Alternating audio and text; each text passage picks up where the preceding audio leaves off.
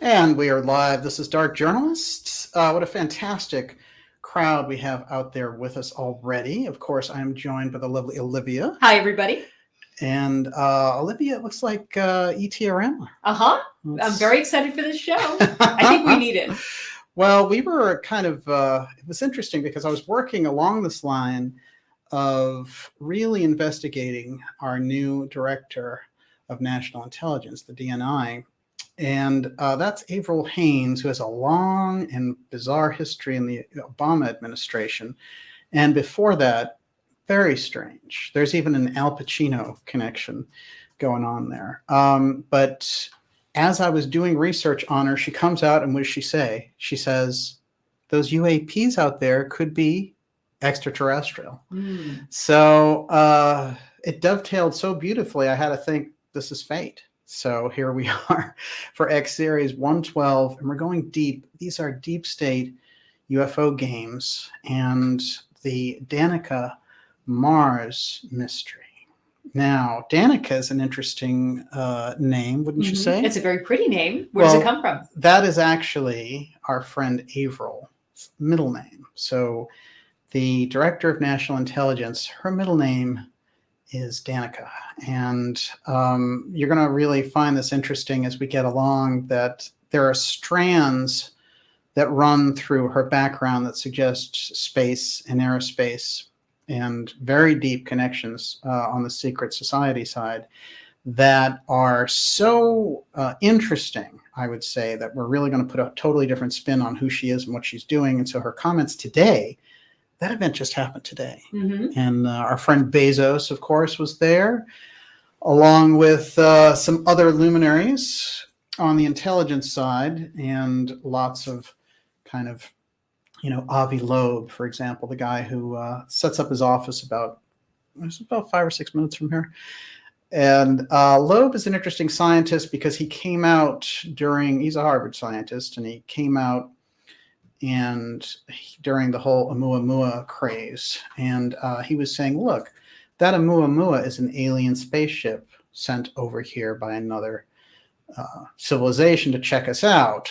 Now, what I'm getting from that, which was really fascinating, is that what we have with him is someone who was coming in on the science angle, and then they had Elizondo and Mellon coming in on the CIA defense angle, Pentagon angle. So there was the UFO threat thing versus the science rules, and we're going to be ruled. But if you really go through the entire, last 3 years since they started to pull this TTSA version of disclosure, and that fell apart, and they resurrected it, and then Lou Elizondo was supposedly the CIA whistleblower who was going to give us disclosure. The idea of the CIA giving you disclosure on anything is absurd, But anyway, they pulled this off. What's interesting to me is that Loeb, his angle that he was coming in on, and that he was a Harvard professor who was allowed to say this. Now, there was a Harvard guy, of course, named John Mack, who got into the UFO abduction thing, and we're going to touch on that tonight because it's crucial to see the real research trying to reach the public and the resistance that gets versus somebody who's set up and then gets on all the shows, CNN and everything else, and the Washington Post just wants to talk to him. But the reason I've been curious and almost knocked on Avi's door over here since he's around is that in the middle of this scientific endeavor, he created this Galileo project, which was supposed to be the scientific version of searching for UFOs and extraterrestrial intelligence. In fact, his entire thesis is that they would only send AI here, and that our AI needs to get up to speed to talk to theirs. So the premise is basically that AI is going to get this advanced information and contact from alien civilizations and give it back to us. So that puts AI in charge, and then those aliens get the authority because, they're out there and they're advanced. So this is the whole angle he's coming in on. Oddly enough, his whole entire endeavor was sort of premised on this idea of scientific inquiry. And yet, this week, Galileo Project invited 2 very well-known figures from the X series onto their board, Lou Elizondo and Chris Mellon. Millionaire, billionaire Mellon, and CIA Lou. Of course, Mellon himself working for W in the intelligence end of the Defense Department, and just really being that presence there, launching TTSA, massaging the whole Elizondo operation.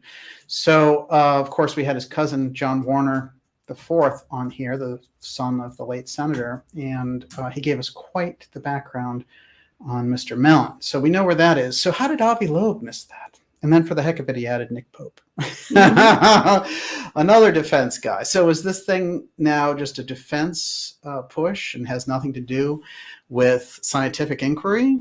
That's what it sounds like. That's where we're going.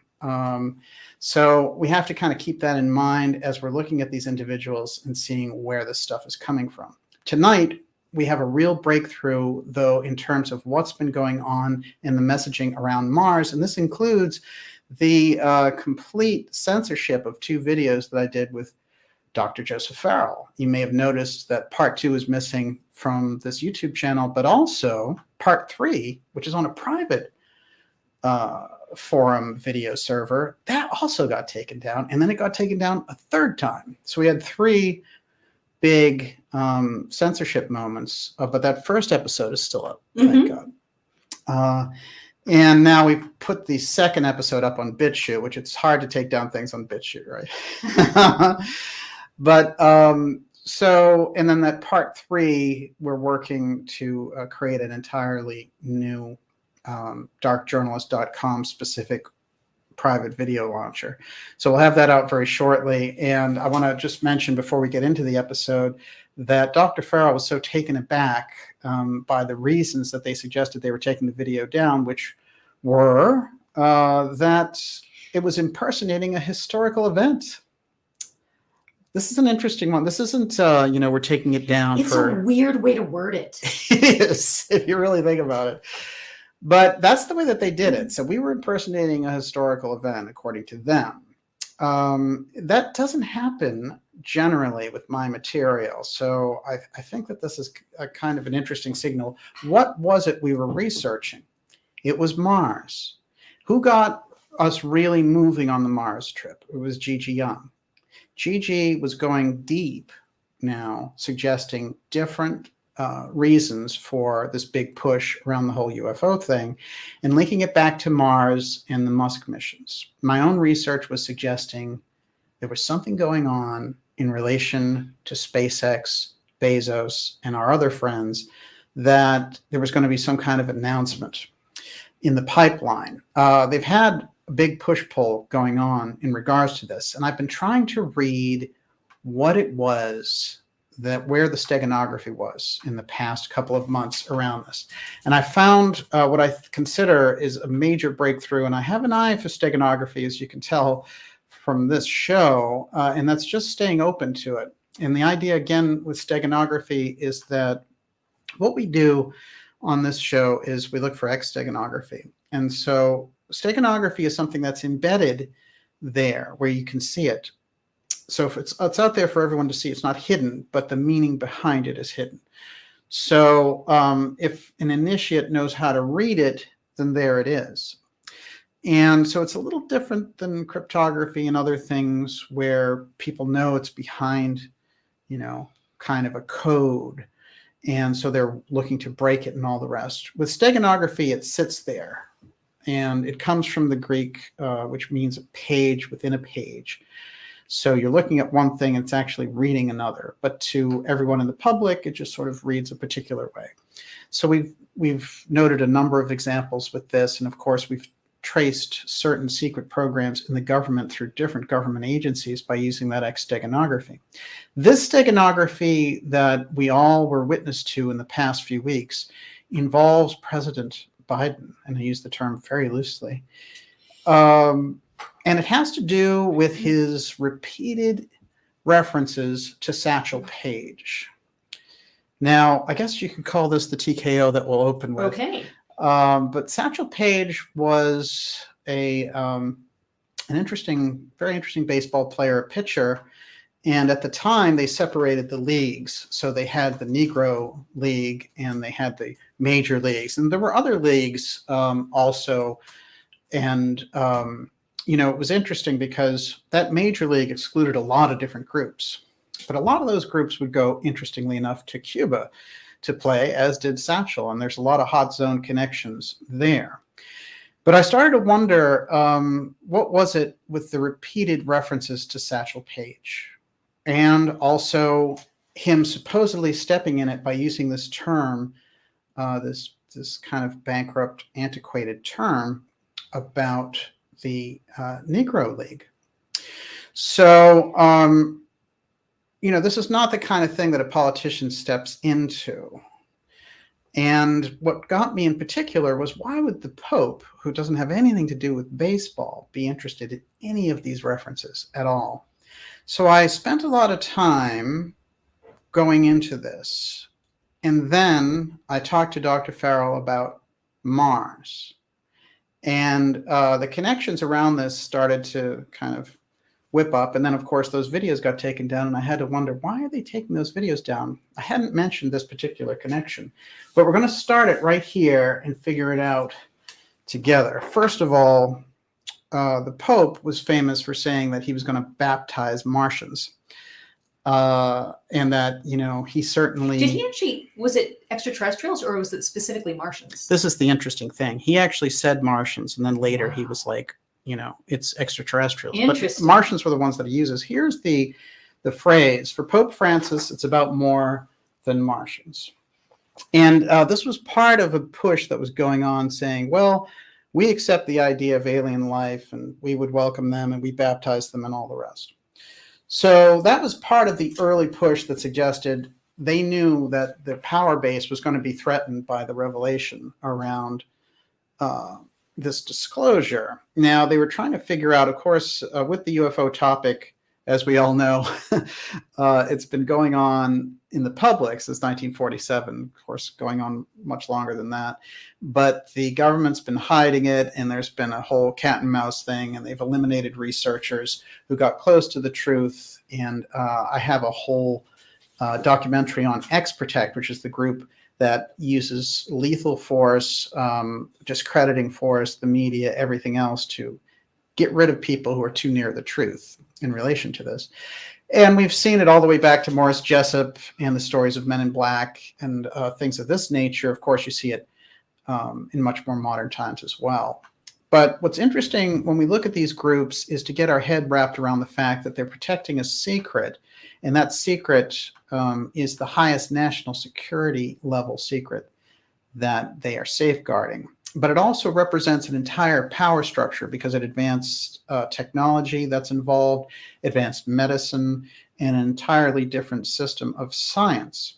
So what's happened, ordinarily when you get into scientific endeavors, one guy makes one discovery and another guy piggybacks on that, and another woman piggybacks on that, and then so on and so forth.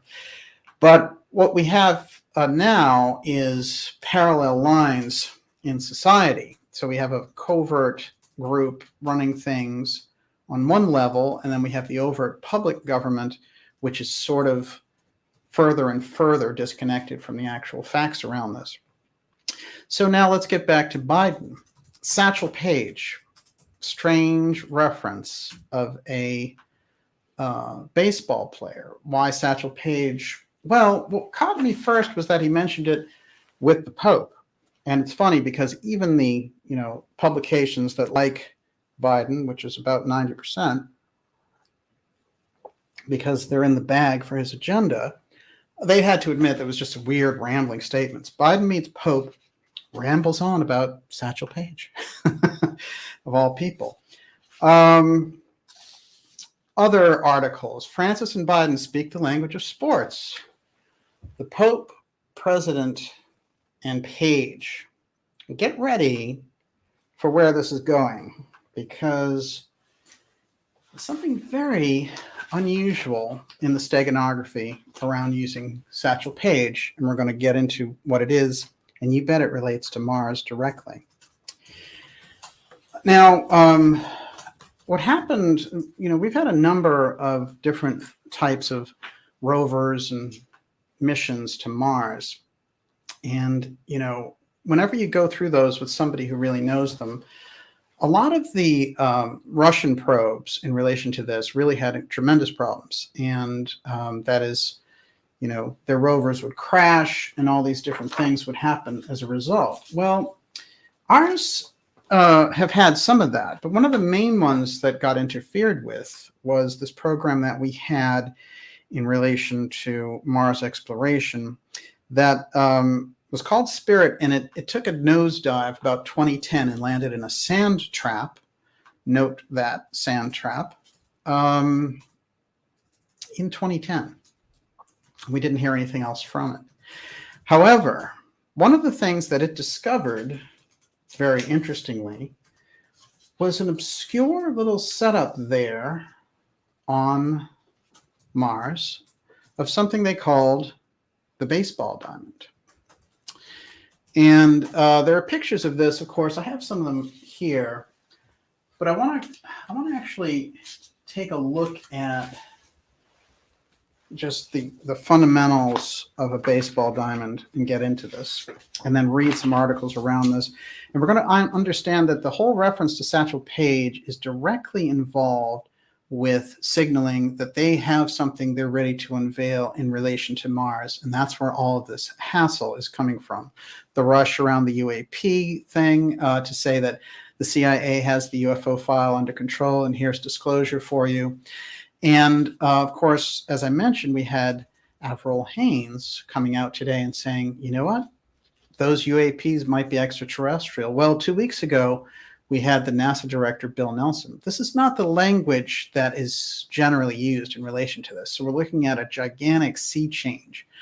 But let's go back to the steganography. At Mars site, now this is from 2017. At Mars site, NASA scientists used obscure baseball history to cover their bases. This is space.com. Baseball history. What's baseball got to do with Mars? Well, it goes back to that very interesting baseball diamond discovery by Spirit. What do Mars exploration and baseball history have in common? More than either seam heads or scientists may think. Seam heads? That's an interesting one. Stephen Ruff, associate professor with ASU's School of Earth and Space Exploration, was part of the Spirit rover team and oversaw the use of one of its instruments, including miniature thermal emission spectrometer. When the Spirit team saw the Mars study site from space, then they nicknamed it, get ready, home plate, because it resembled the baseball plate. We arrived at home plate and we decided to use a baseball theme for the targets that we were studying. It's a way to actually help remember things more easily than alphanumeric. It's completely absurd. The scientists chose obscure rather than common baseball references. Ruff said, naming conventions are often used to honor people and places in Earth's history.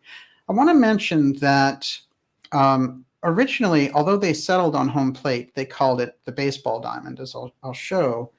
And what's interesting about that is there are about 5 or 6 different stories that hang out there in scientific journals and astronomy journals that link directly to the diamond, the baseball diamond, in reference to Mars, and all those links don't go anywhere anymore. So somebody decided, we're going to scrub this and just call it home plate for some reason. Nonetheless, all the baseball references remain, but we're going to get into why that diamond's important. For example, the study subjects Elizabeth Mahan and Norma Luker were named for 2 Kenosha Comets players and are featured in the findings of Ruff and Jack Farmer. And then they go into this whole thing, a league of their own, and so on. Here's where it gets really interesting. If you go past that initial brush of them mentioning a league of their own, later they decided to name everything after baseball players in the, quote, Negro leagues. Identify the subject on Mars. Now, remember, we had Biden saying this whole thing and, stepping out of space and time using this. Well, check out some of the names that were used from the league. Of course, Bullet Joe Rogan. Mm.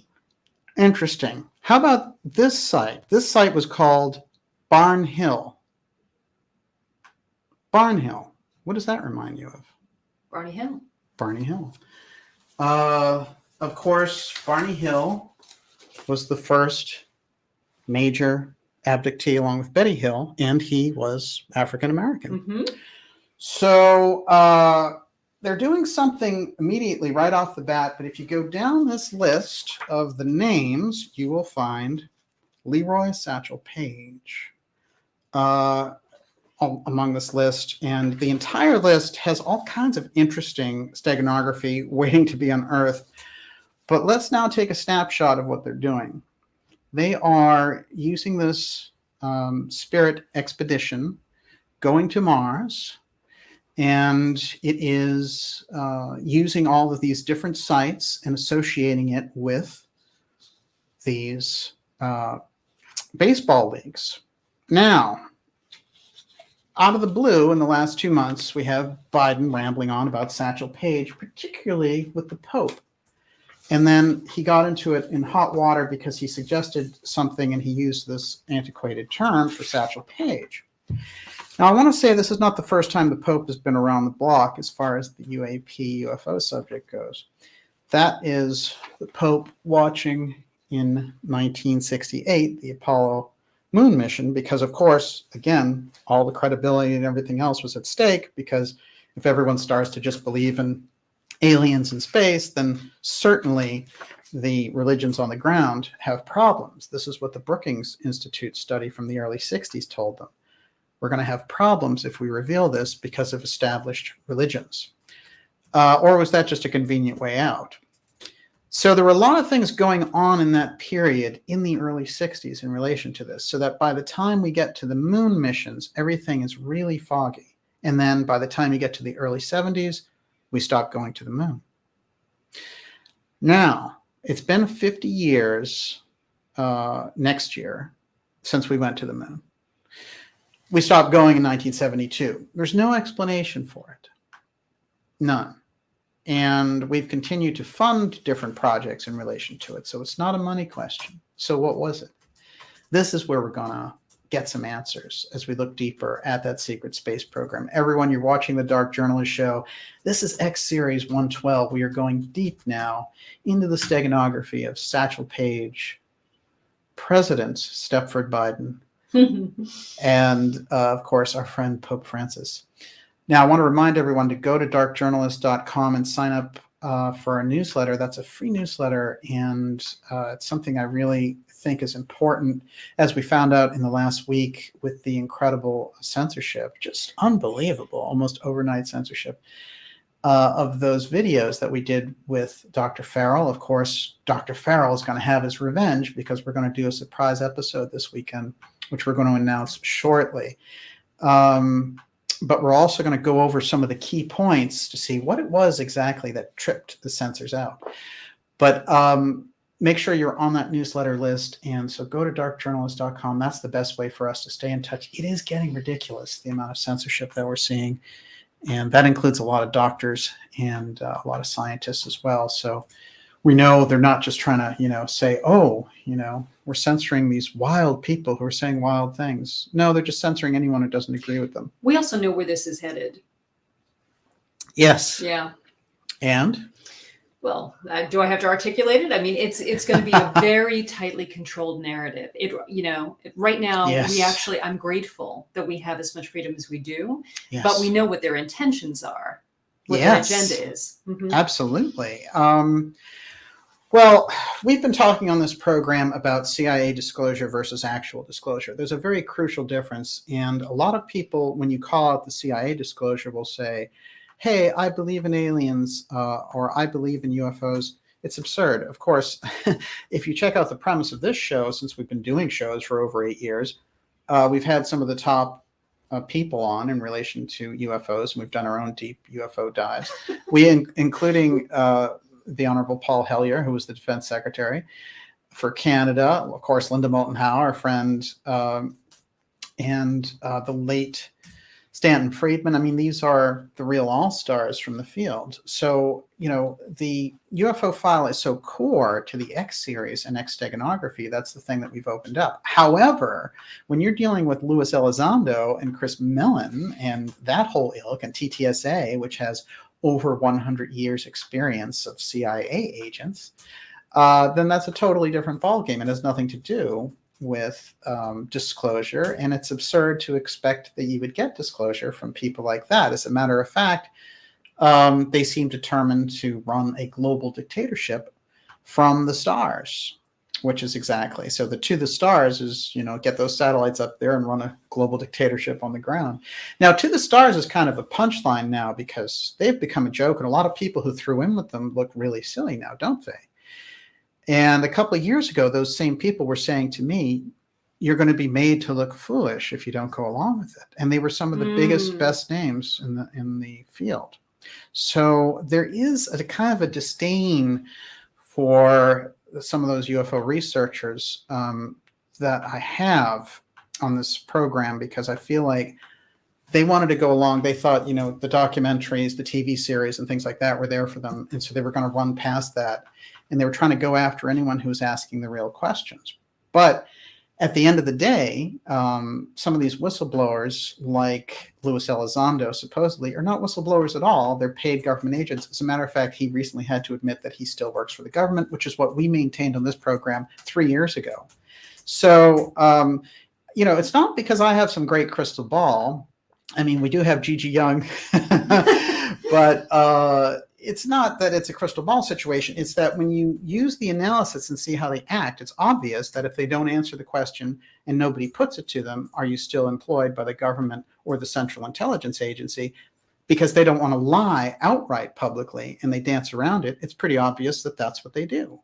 So a lot of these things are pretty easy to get to if you have a robust journalistic core. The problem is the UFO field doesn't have anything like that. And a lot of the other tracks inside the alternative research community go off in different directions. For example, I point out often the people who are really good around deep state research and understand continuity of government, understand government assassination, understand, executive action and things of these nature, they don't mess with the UFO file research because they're coming from a different place. But those UFO file researchers don't have the gravitas, they don't have the depth of the deep state researchers who understand how the government actually works. And so there's a great disconnect that happens when you try to approach these things. So I'll go and approach some people who are good at political assassinations and say, what do you think of this UFO piece? And they won't be able to say much to me. And they say, well, I'm already, out there on a limb. I don't need to deal with the UFO stuff. And then if you go to UFO people and you say, well, you shouldn't be dealing with CIA people to try to get disclosure, they'll say, oh, you're just paranoid. So you do find that when you're going through this kind of work that you have to go right down the middle. And then, around all of this, there are a lot of marketing and entertainment ops. So we need to find a different path, a different angle, and, you have other people saying, well, I went to the inner earth and got massaged by inner earth princesses and stuff, and this is just the way it goes. So if you're going to get to the truth, you're going to have some kind of a core journalistic principle to get in there. For me, that's dark journalism. And for other people, you have some great researchers out there. We find that these types of doors are opening up, but you are surrounded by a lot of junk conspiracy on one hand, and then junk narratives from the mainstream media. So you're going to have to find a way to walk through those dark corridors and come out on the other side. And hopefully that's what we do here.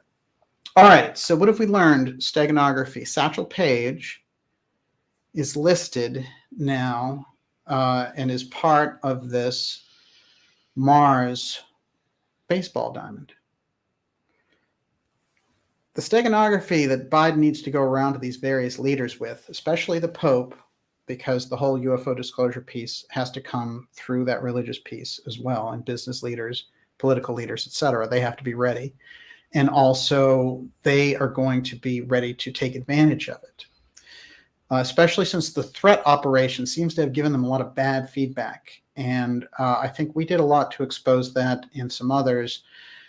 I think that what they've decided to do is try this science AI thing with Loeb, and now they're recruiting the same CIA and military people, but they're more in the background, and Loeb and his scientists people, who we see trailing right around here through Harvard at all times.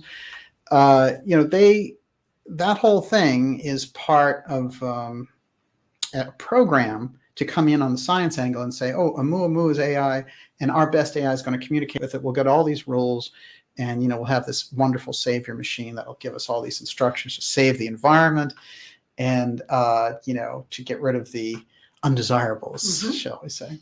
Now, this has to be kind of understood in terms of the op. So the alien operation, what's continuity of government? These are the types of questions we try to answer on this program. That's where we need to go. Continuity of government, as we've described, is a program that set up an underground government during the tensions with the Cold War in the 1950s. Professor Peter Dale Scott, I believe, has the best work around that in his books, American Deep State, The Road to 9/11, Deep Politics and the Assassination of President Kennedy. These things indicated, and what he found was that people who were part of this continuity of government, COG piece, were always showing up in the middle of what he called deep events, the major kind of events that would shape history. Things like 9/11, the financial coup of 2008, Iran-Contra, Watergate, the Kennedy assassination. All these people had a link in with that emergency network. You may have noticed during the whole COVID crisis that we've seen this term emergency powers used. In fact, Newsweek and others raised continuity of government just straight up, which is remarkable because continuity of government inside government circles, you used to not be able to speak of it in open session in Congress. And there are videos of people shutting people down when they mention continuity of government. What is COG? What kind of powers do they have? They have the powers to suspend the Constitution. Who runs it? Northcom. Well, we have Southcom. Southcom was supposed to keep an eye on South America and all the drug trafficking and all the rest of it. But Northcom, they set that up to do what? To keep an eye on us. And that has only been allowed under the emergency COG rules of the September 11th terrorist attacks, which every president every year signs. I don't care if you're Trump, Obama, Stepford Biden, it doesn't matter. Each one of them signs it, along with the NDAA. Now they're shoving the UAP office, and who do we have? Senator Gillibrand, Kirsten Gillibrand from New York, a Democrat. She's speaking out. She put in a whole proposal about UAPs. I'm going to show you a series of Democrats that are doing this. Why are the Democrats stepping up for this? Well, Trump tried to get his hands on the Space Force. That's his attempt to get the UFO file back under presidential control. These guys, they're in the loop. They're fighting back their own way. That's who they are. Now it's all Democrats. A lot of them you haven't even heard of. Gillibrand is an interesting one, being the senator who succeeded Hillary Clinton when she went off to her lofty perch, Secretary of State, to go destroy the country of Libya. I'm sorry. It's what do you got? No, go ahead. Go for it. No, someone was saying that Wilcock was building USOs, and then no, there's a lot to say about that type of weird entertainment loop that's going on right now. But there are you going to address that at all? Well, there are people trying to cash in on it. The thing I'm getting at first is going to be more important, but by the time we get to the Q&A section, we'll do that. I want to mention that in the second half of the program, we're going to be taking your questions, and Miss Olivia is going to be taking those, assembling them as she does, and in the second half, we'll get to all of them. How's the temperature out there? Trolls, I will say, and I'm in a vicious mood tonight, and I'm just booting them. I'm not putting up. You either come into the ideas room and you're contributing to a sense of beauty and community and coherence, or you're out. And that's an explanation, actually, which is, people have chat rooms during live events, and it's kind of a free-for-all. The Ideas Room is a free-for-all, but it's a free-for-all for ideas, and you get all kinds of different pieces along the way. But what I would say is that it's very important to remember that it's a little different than the chat. It's an Ideas Room, so bring your best. Put forward your best, and maybe we'll get some interesting questions going. I really feel that with the interaction in the Ideas Room and how those questions, how you and I communicate those things there in the Ideas Room and share those ideas, then that's really what gets things on a different level. Those are the types of conversations that the powers that be are trying to stop. And so that's something we have to be aware of. What else you got? Wow, this is totally off topic, but you're going to love this question. Yes. Sigurd wants to know, is DJ familiar with Bowie's Outside? Was Astroworld an example of art crime? Interesting. That is an episode in and of itself. That is a fascinating There's a lot question. in Outside, actually. And there's a lot of very deep things that Bowie is doing in that album, but he introduces this whole thing with Baby Grace and how they kidnap Baby Grace and the whole idea of art crime. He definitely was far ahead of his time. I'll tell you what I found weird, and I know it's just a way to keep an eye on things, but there were so many unusual things about Astros. For example, the Astros went to the World Series. Astro from UB40 died in that same week. So there were so many weird things, and I find that this comes up. You might remember that there are these patterns with names, and we've pointed them out on this program. Some of the names that we've seen show up over and over again in esoteric history around the UFO file, etc. Names like Ketchum, names like Jessup, sometimes those names together, or sometimes the name Ketchum in relation to a place like Idaho, which is where Ernest Hemingway came from. There are these threads of names, and it's hard to figure it out. I often go back to an Edgar Cayce reading when they were asking him, well, can this Great Pyramid at Giza, can it actually predict things? And he said, yeah, if you know how to read it. And they said, well, how would you read it? And he said, well, it depends, on the geometry that the initiates laid out there. So you kind of learn in the geometry, the mathematics, and the science to read that as a language. And then they said, well, how accurate are those prophecies? And he said, well, they actually go down to naming specific individuals, specific dates, even the streets that they grew up on. So think about how so many of these patterns are already laid in and just waiting to be awakened or activated. Everyone, you're watching the Dark Journalist Show. Here we are in X Series 112, and we are going deep on deep state UFO games. We've got the Danica Mars mystery. And of course, Danica being the middle name of the now Director of National Intelligence, Avril Haines. And there she is, a very unusual character at this time. And what does she have to tell us? Well, she's telling us UFOs are buzzing the U.S. warships. They may be aliens. That's the first time that we've heard someone just come out and say it's extraterrestrial, possibly. The NASA head says he's certain of alien life in the universe. Well, he got out there saying, some of these UAPs that we've been seeing are probably alien. Dr. Farrell made the mention of the fact that he said some could be non-state actors. This is a very weird thing to say. How could you get a non-state actor launching ships? That's suggesting that the military contractors themselves have that ability, or there's some other group out there on Earth launching this stuff. How does that work? So many interesting inconsistencies around the things that they're saying, but we're going to go very deep on our friend Avril and some other very interesting characters tonight as well. I'm going to go back now to the baseball diamond. So we had some kind of fascinating things happen in relation to these baseball diamonds. which is that they were used as a description of things going on at Mars, which the Mars rover Spirit was taking pictures of in 2010. That program is over, by the way. They've gone on to other programs, but we got a lot out of it.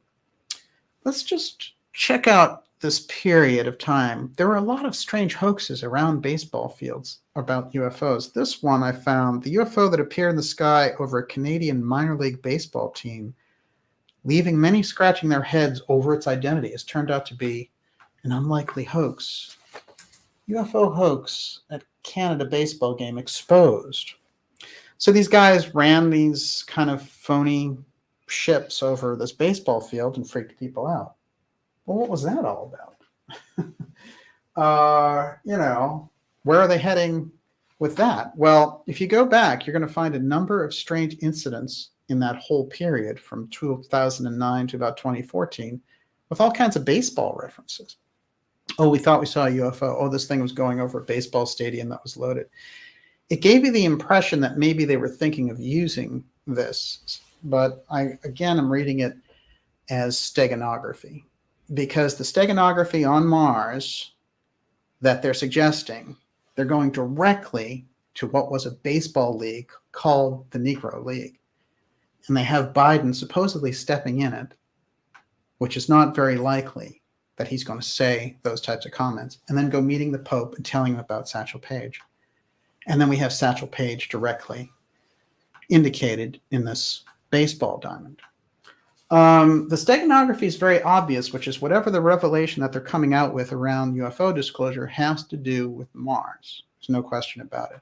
There's a reason why Gigi Young's work with the great vision that she has. And, you have to, if you're going to get anywhere, I think, in looking at issues like this, you're going to have to go, one, from a deep state angle.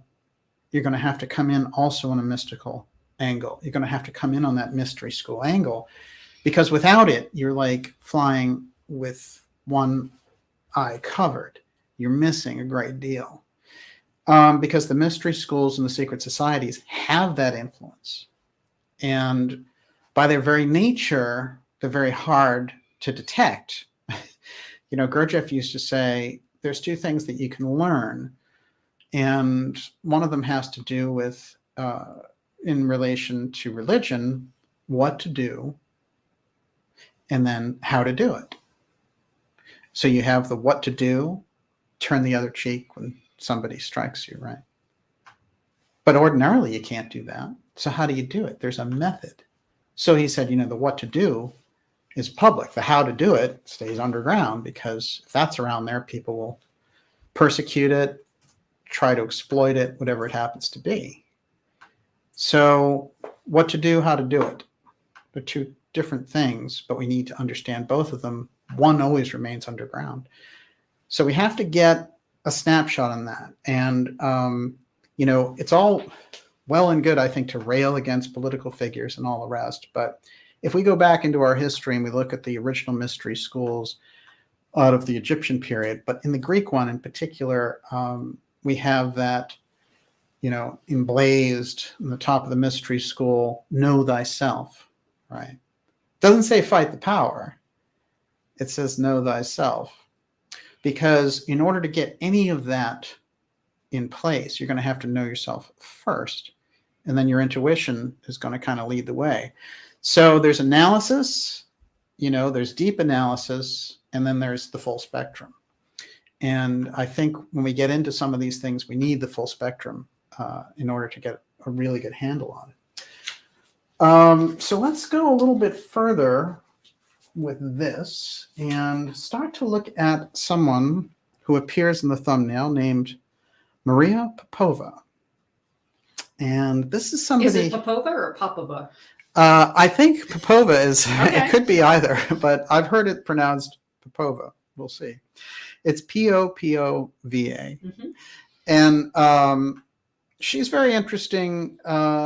She's Belgian, and she is sort of famous for being famous. She's one of these people, I can't quite figure out how she's so ubiquitous in certain circles.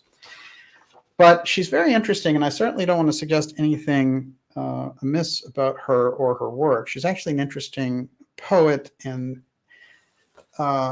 analyst, I guess you could say, observer of society. One of the things that she got really kind of whipped up and fascinated about was about Apollo 11. And she did a series of tweets and things about the women around the NASA space program. So she puts up tweets like this. On this day in 1969, Apollo 11 launched thanks to some amazing women. Katherine Johnson computed its launch window. And there we have. And of course, it's absolutely true. Now, but I found out some interesting things about her when I was doing a deep dive about the use of the baseball diamond imagery in space. And it turned out that they had used her directly for something like this right around the same period that they found this baseball diamond. I'm going to get into the actual symbology of that diamond tonight as well. But that just to give you, lock that in your mind, that image, of course, home plate, first base, second base, the pitcher, third base, outfielders, coaches, the whole thing, home runs. We're just coming out of baseball season. So they said to her, hey, you're so great with culture and everything. Why don't you give us your take on Apollo 11? And she did something really, really interesting.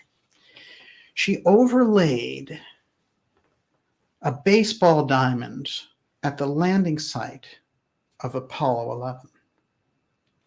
She came up with this.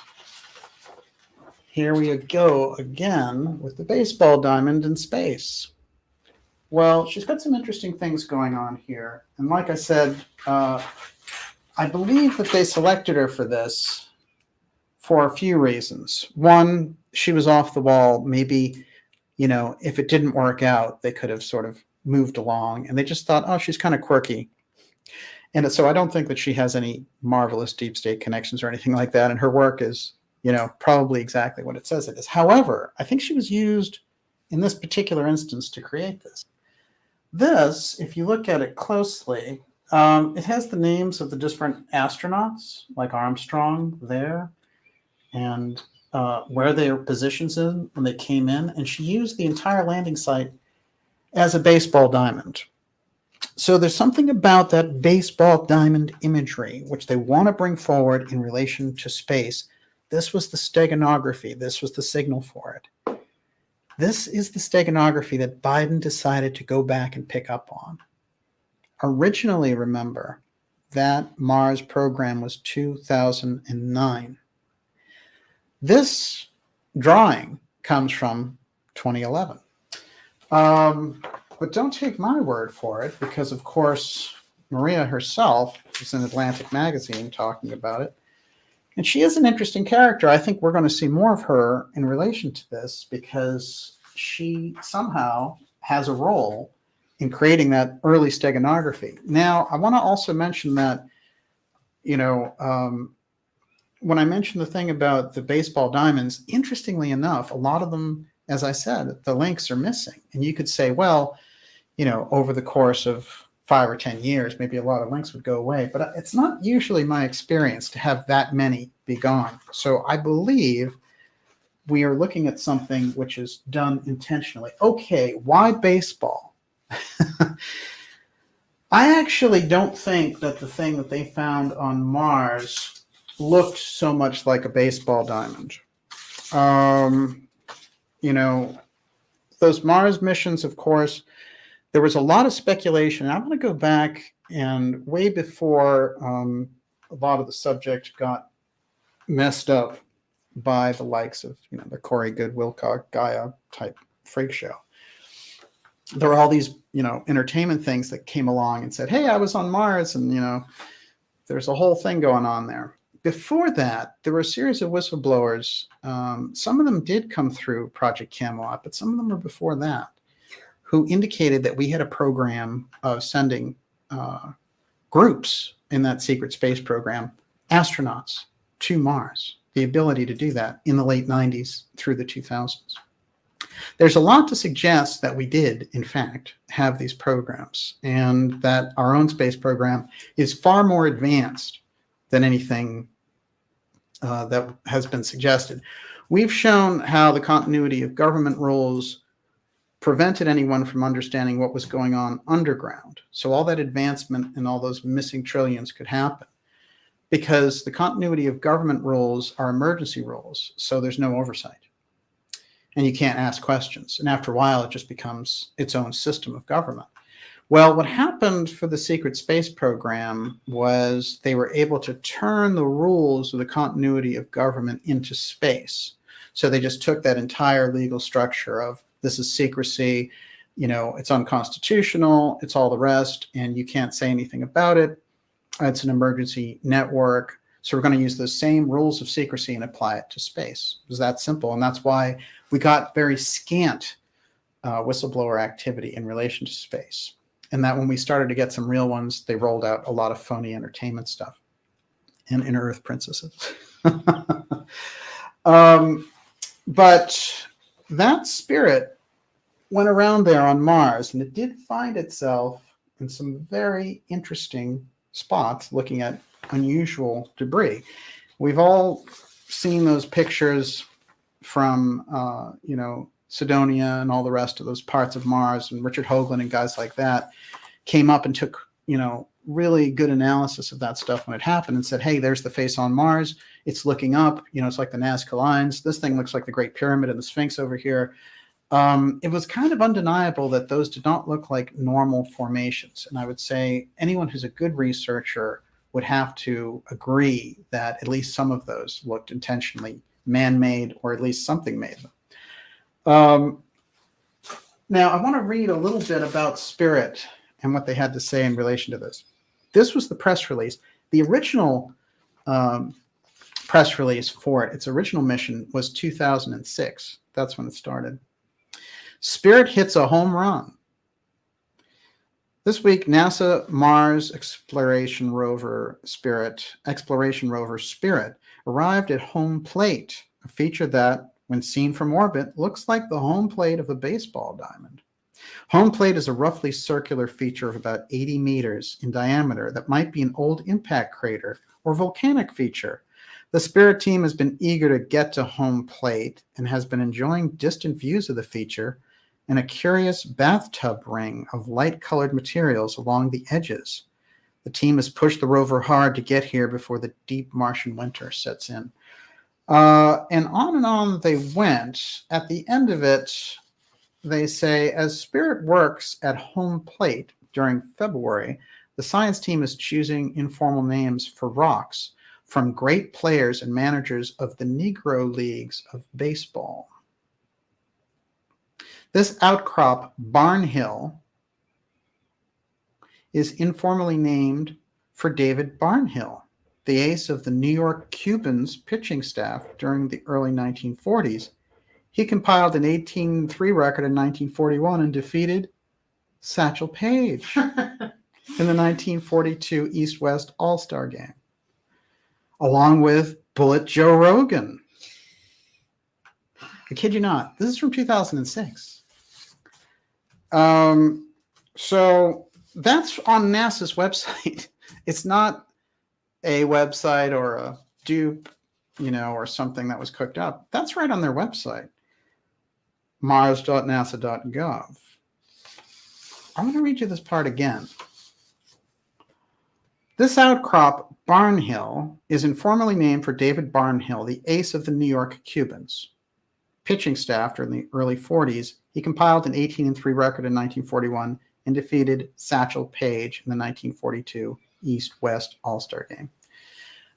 So we've got Barney Hill, we've got Satchel Paige mentioned, and we have the baseball diamond.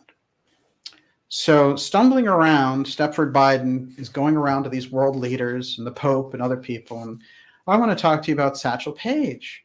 I want to talk to you about the Mars ruins that we discovered and how you're going to explain them, and how we're going to take this human origin story and turn it ever so slightly so that, in the end, basically, we become the gods.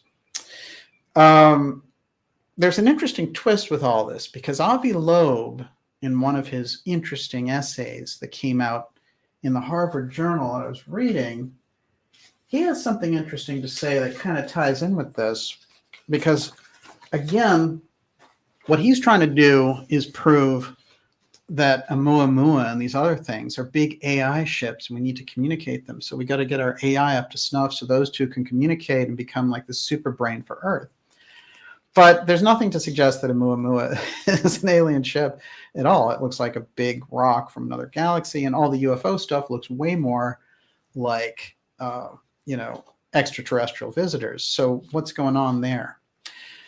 Well, it's interesting because in his theory, and the thing that he was putting out now, this is November 12th, okay? That's today. Are alien scientists the real gods? Are alien scientists the real gods?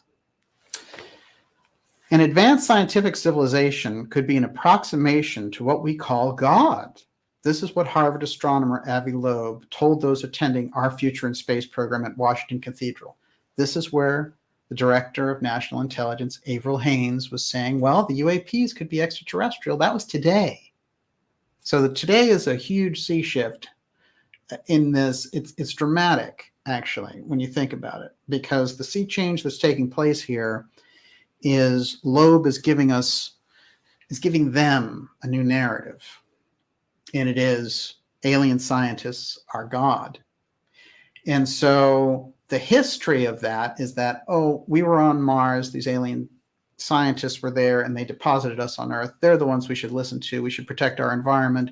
And by the way, everyone should be a slave to Davos and Bezos because they're so superior going into space with billions of dollars. This is the rationale for a ruling elite that has divine right from space.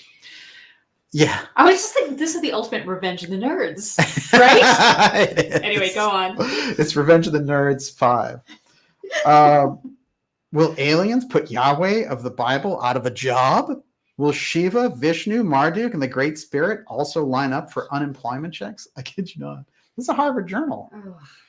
Avi Loeb wants $100 million for his Galileo projects. By the way, part of that is to pay off Elizondo and his friends. What's interesting also about the Elizondo thing in the middle of all this, I have to mention this, which is he just got a big book deal. And it's interesting to me because all of these publishers were bidding on his stuff. And then immediately he came out and said, I can't talk to the media anymore.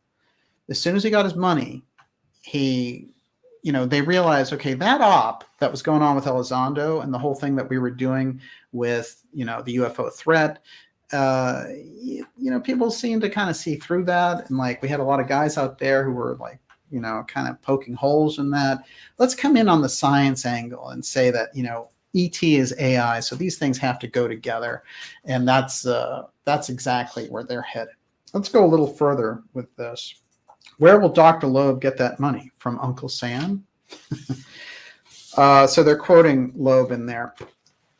Here's something. Now, Loeb was at that event today as well, and he was the one sitting around saying, I'm sure that, the AI ETs are looking in on us, and we need to catch up real quick.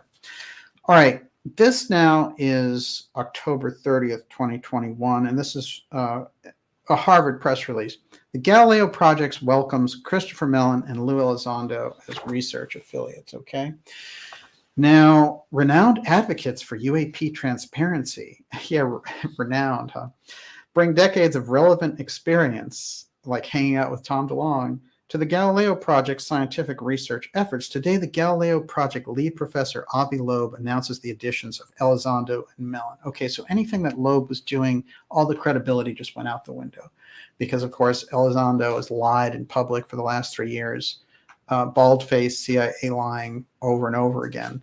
And Mellon has been his little support system in the back, pumping him up and also supporting the threat thing. Of course, we've gone into both of their histories extensively.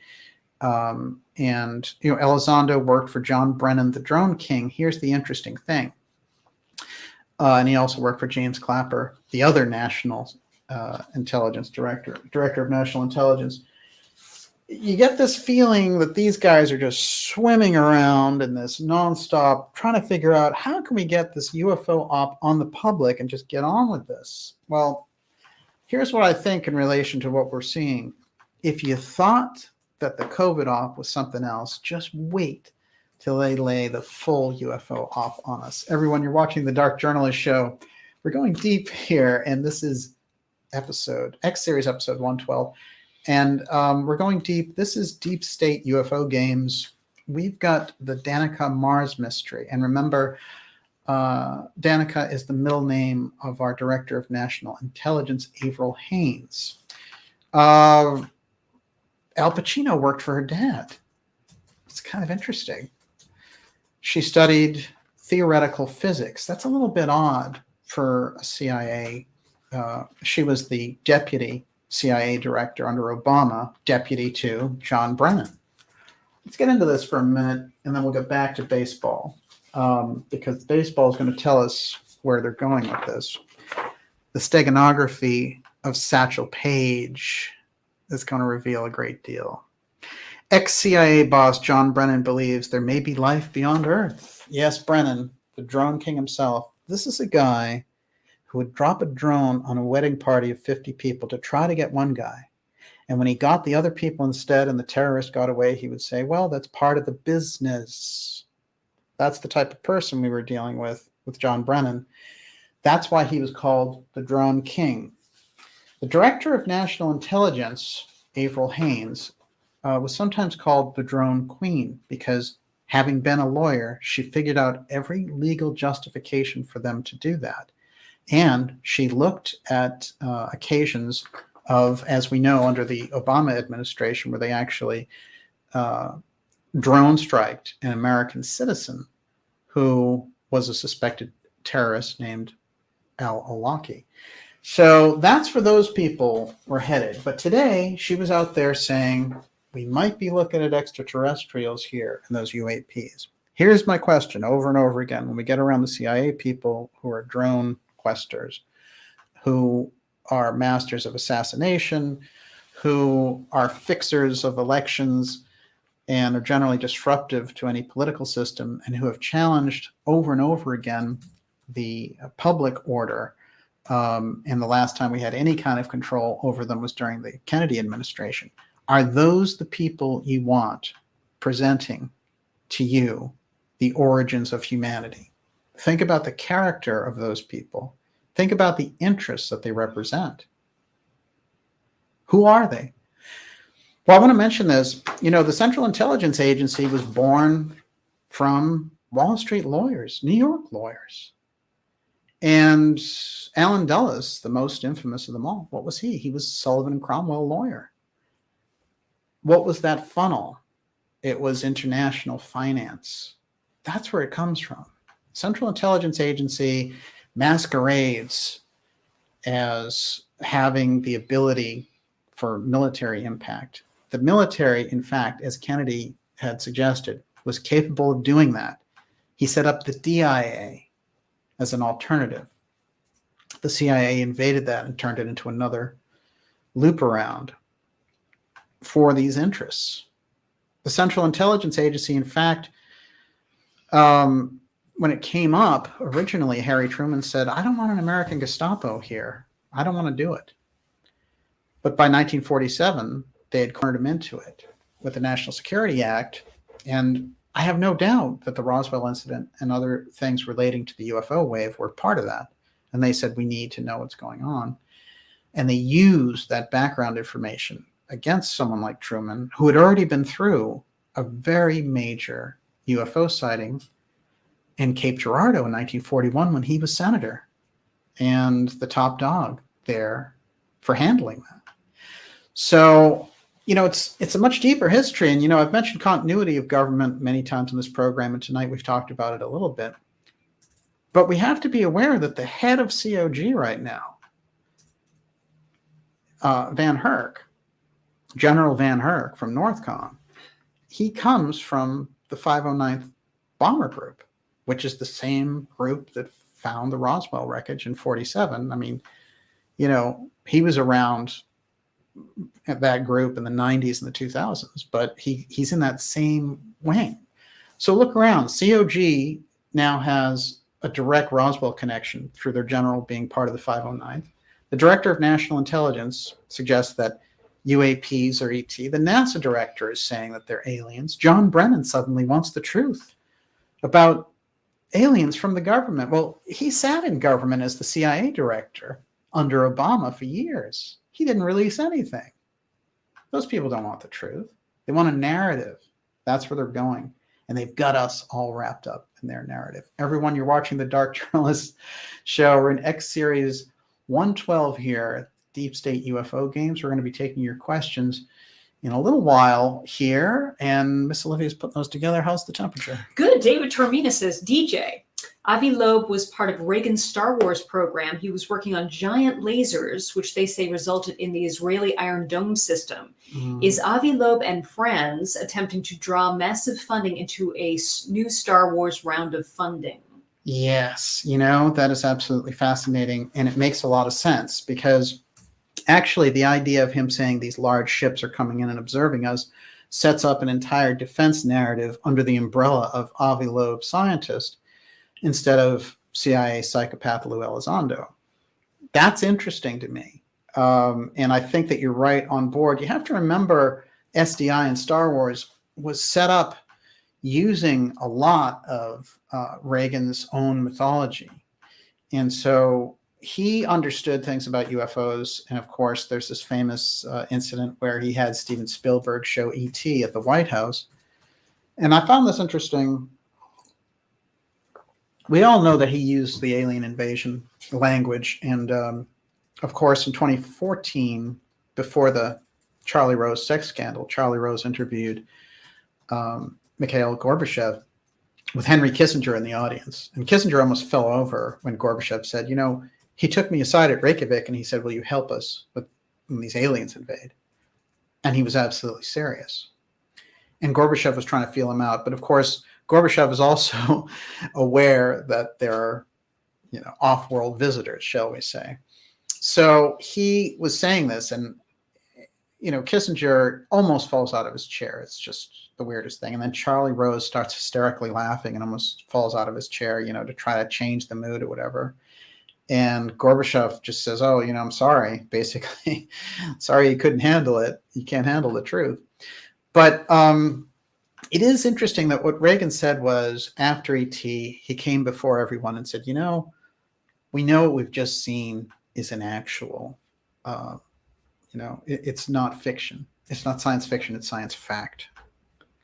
So Reagan was very clued in on this. And so the idea of Star Wars, what started to happen, I think, behind the scenes is they went to Reagan and they said, look, there are all these huge ships out there and they're fueling around Saturn and all the rest. We have the testimony of the scientist who wrote The Ringmakers of Saturn saying this, that he was giving these types of intelligence reports. And so Reagan looked at it and got scared to death that we were going to be invaded by aliens. That's where Star Wars came from. He tried to pull the Russians in with us on it, which is why he offered to share the technology, which isn't spoken of very often. So we had a lot of weird things going on there, including the fact that they, when they came out of their meeting in Reykjavik, were suggesting a zero option for nuclear weapons. That is, nobody has them. That's a weird moment in history. And it's, again, President Kennedy negotiated the first nuclear armaments reduction treaty with the Soviets by getting the missile ban treaty going, the missile testing going on that. And so that treaty said, we're not going to do any more testing of nuclear missiles. So the test ban treaty was a huge step. That's 1962. But Reagan's step in 87, which was the actual reductions of nuclear armaments, in a way that SALT and those other treaties that Nixon had negotiated just weren't there. These were vast reductions. And that took us down to a measuring level because we were in real danger. And when we hear all these weird stories about Val Thor showing up at the Pentagon and these blonde aliens trying to get in touch with us, Pleiadians trying to tell us things. I mean, think about it. We were pretty close to blowing up the entire planet. How off base are those stories really? I mean, doesn't it make sense that if we have interstellar neighbors, that they would come by and say, oh, they're going to blow things up. We're going to kind of get in there and massage the situation a little bit. Makes perfect sense to me. But the Star Wars angle and SDI needs to be understood. So that's a fantastic question. I want to mention some of the mentality that's going on so we understand what the media is doing with this UAP issue. And then I'm going to get back to Avril, Danica, Haines. And by the way, Danica, her middle name means morning star. What is morning star? Does she go by Danica? Is that what she likes to be called?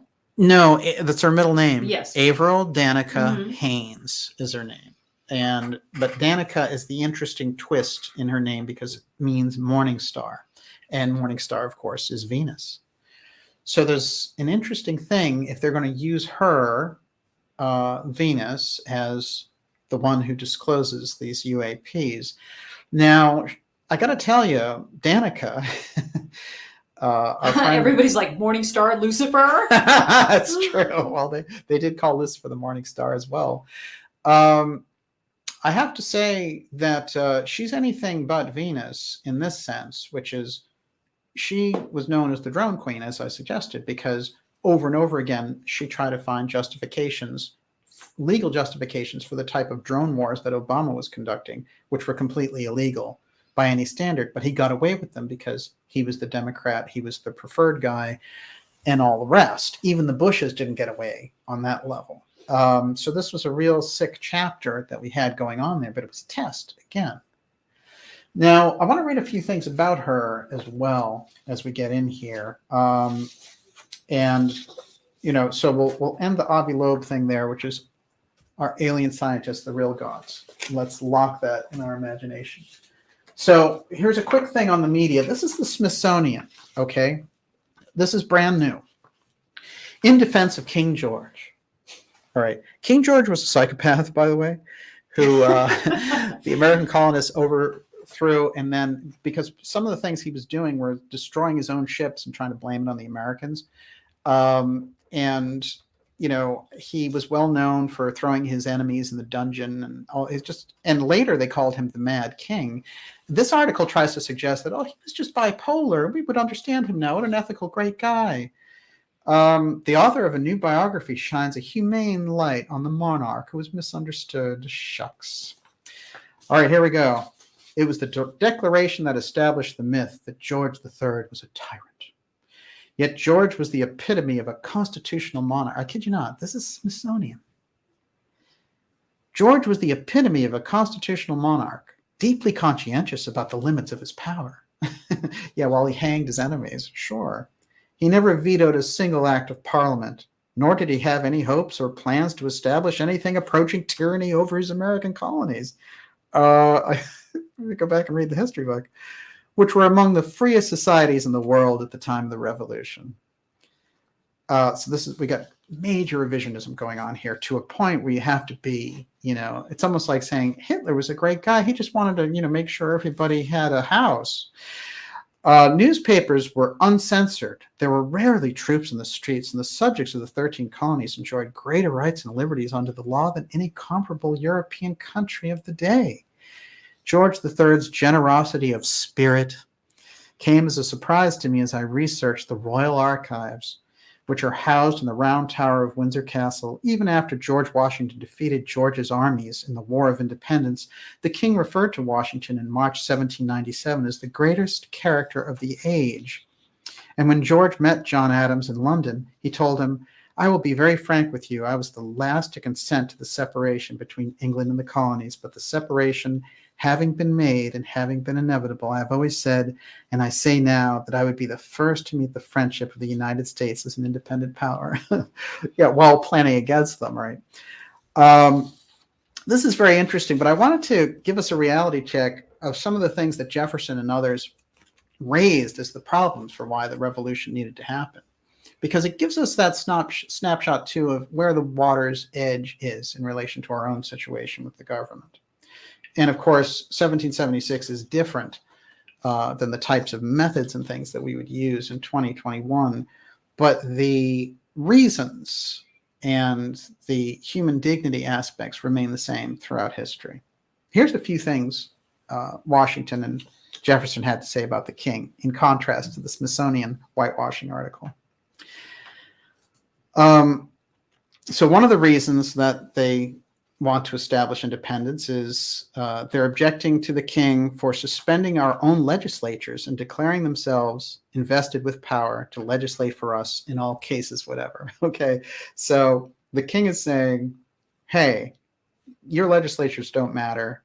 We have the power to legislate. Just forget about it. Next, he has abdicated government here. This is Jefferson.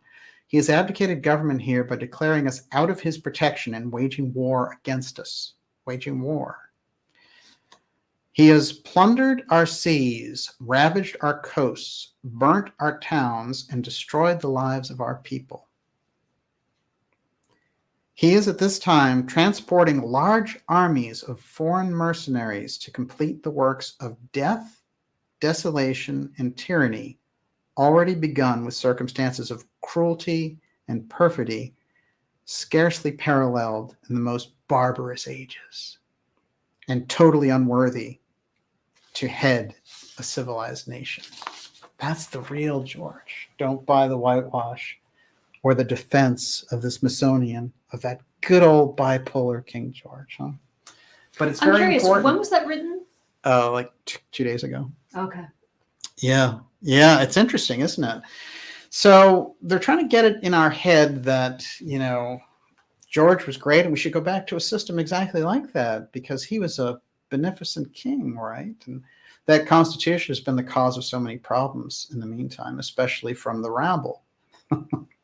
This is the thing that I think is quite fascinating when we get into this, that we have to remember when these stories are told, and the UAP is a huge shift in the narrative about humanity, but when these things are told in relation to our history, if they're willing to lie about something from 240 years ago, or the Kennedy assassination, which is 58 years ago, in which some very strange things are coming out. I'm going to save some of this for a show, of course, that I'm going to do on the anniversary. But I want to tell you that Judge Napolitano, who is that really interesting constitutional judge, which has weighed in on so many matters, he talked recently about a conversation that he had with President Trump relating to the JFK assassination records. And what he had to say was really quite fascinating because he said, well, I told the president on October 26, 2017, when those records were supposed to be let out, that he needed to do it and it was important for transparency and all the rest. And that Trump told him, quote, that if you saw what I saw, you'd never release them. Now think about that. Whatever is in the JFK records is going to make America look so bad because of its That's CIA worth activities. repeating again. Yes, isn't it fascinating? Well, this is again Judge Napolitano, who was close with Trump before they had a falling out. And he's speaking about when Trump was supposed to release the records, and everyone was confused that he only released a small amount and that the CIA blocked it. So that was all supposed to go out, mandated by law, October 26, 2017. So Napolitano's on the phone with him and he says, Mr. President, are you going to release these records? And Trump says to him, I can't. And he said, what do you mean? For transparency and everything else, you have to do it. Don't let the CIA talk you out of it. And Trump said to him, Andrew, if you saw what was in those files, you wouldn't release them either.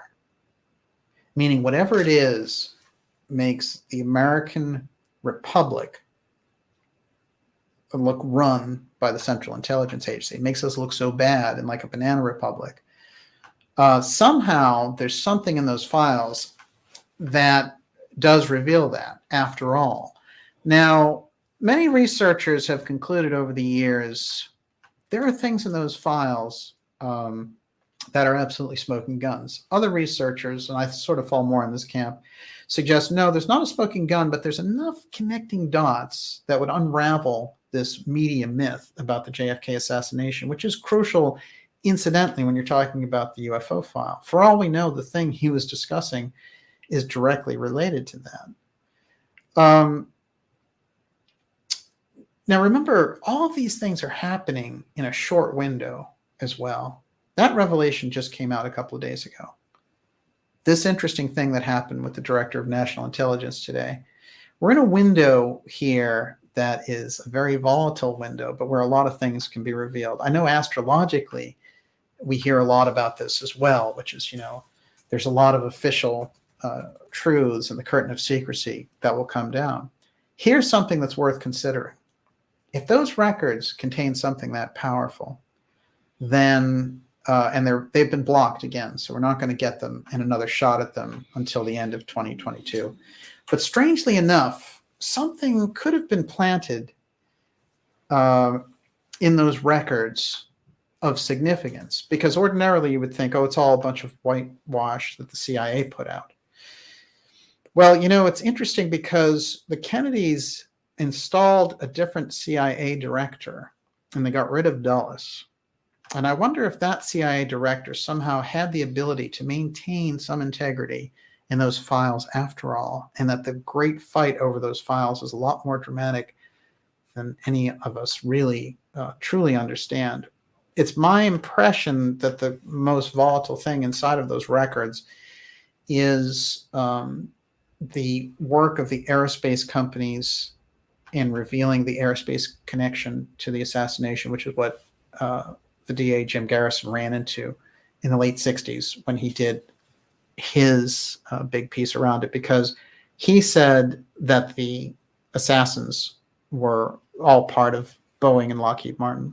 So this is significant because if military contractors seized power in that period, it doesn't look like they've given it back. And so a lot of the UAP stuff that we're seeing could also be announcement that their technology is better, faster, stronger than anything else that the regular government holds. So this gets us into that area where we better understand the UFO file on a different level. And we better get out of the kind of, CIA joke stage of it, which is the Elizondo TTSA junk. That's all garbage. And a lot of the UFO researchers fell for it because they wanted to get in the movie or something like that. But whatever it is, let's get that junk conspiracy out of the way and go for the real stuff, because it looks like it could be crucial. Everyone, you're watching the Dark Journalist Show. This is X Series 112. Whew, we're going deep with the revelations tonight. We're going to be taking your questions here shortly. I know I'm running over, but I have more. By the way, our friend Avril had another job. You know what it was? What? She worked as a research consultant for Palantir. Data mining, surveillance. It's very interesting. She also shows up in the Russian hoax, which was the Russian hoax around President Trump when they try to say he's a Russian agent and all the rest in the Steele dossier. I guess we should take a little bit of a deeper look at the Director of National Intelligence. And I promise to get to the Al Pacino story. So. All right. First of all, let's get a couple of things going here.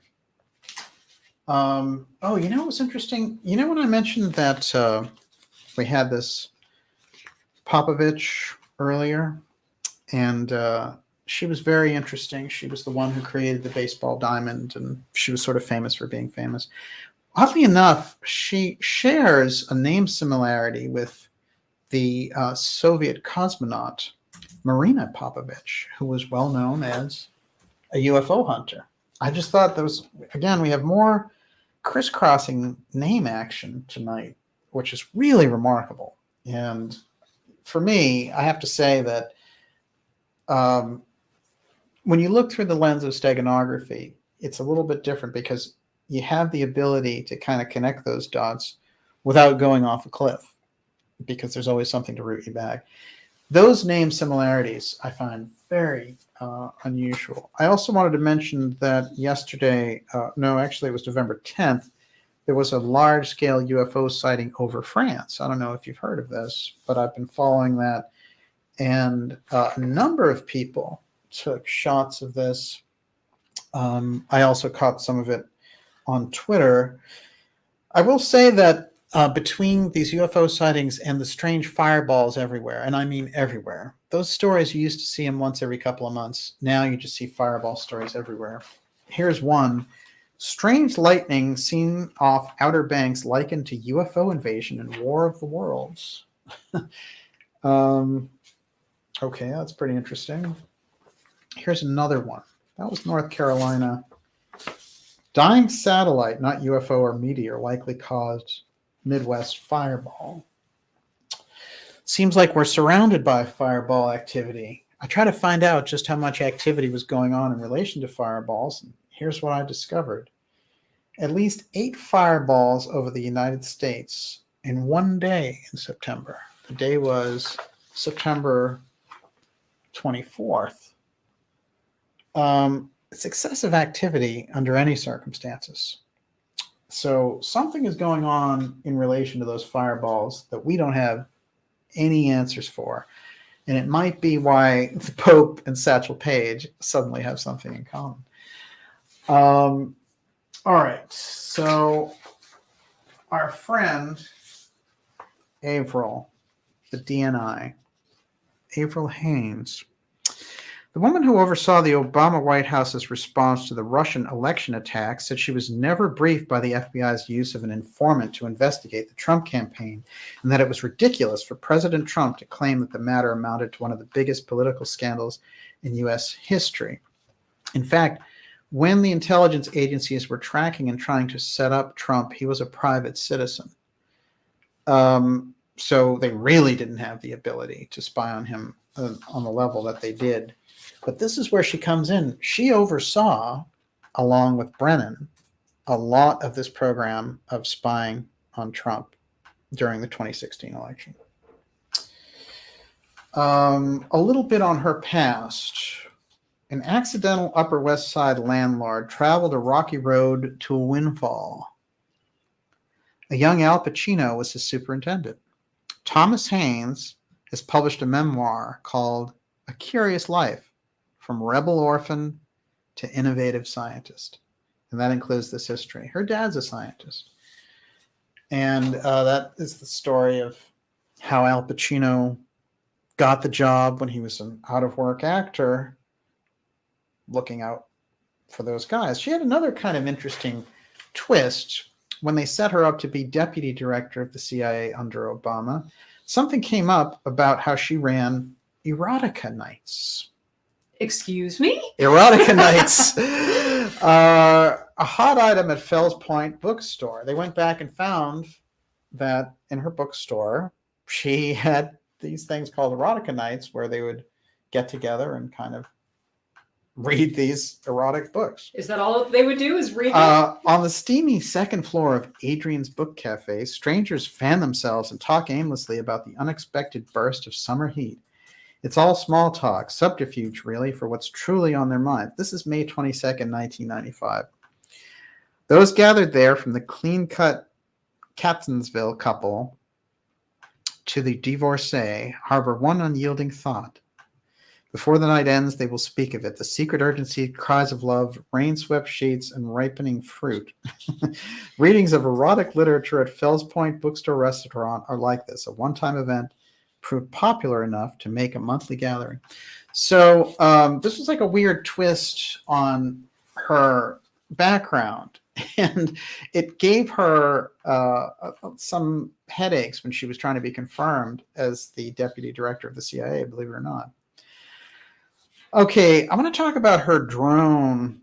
Is that all we've got on that? I'm curious. I just have more to cover, but it was said, Avril Haines' unusual backstory makes her an unlikely chief of U.S. intelligence. There's no question. Also, you don't see lawyer physicists becoming directors of national intelligence. That's not really the background you would expect. you get Wall Street lawyers back in the 50s version of the CIA, but usually you have intelligence professionals and you have people with real depth. She has apparently, what they say, the former plane enthusiast, lawyer, and judo brown belt owned a cafe that staged erotica nights and worked for President Obama. So there is something that's a little bit of a twist with this character. I would say that she's a little bit different than your average. Well, I mean, nobody gets promoted unless they have a proper control file. True. Right? True. So, well, there's got to be something her there. background with Palantir, this is another one as well. Because we all know the type of trouble that they got into for the type of surveillance that they were doing. But remember, part of what they were doing was predictive. They were trying to predict trends in society using that surveillance in an illegal fashion.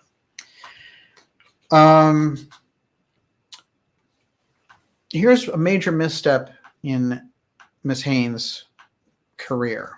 In 2015, Haines had to decide what to do about CIA officials who had hacked into the computers of Senate Intelligence Committee staffers who had been compiling a comprehensive report on torture and drummed up spurious criminal charges against them. She overrode the advice of the CIA Inspector General and recommended against disciplinary action.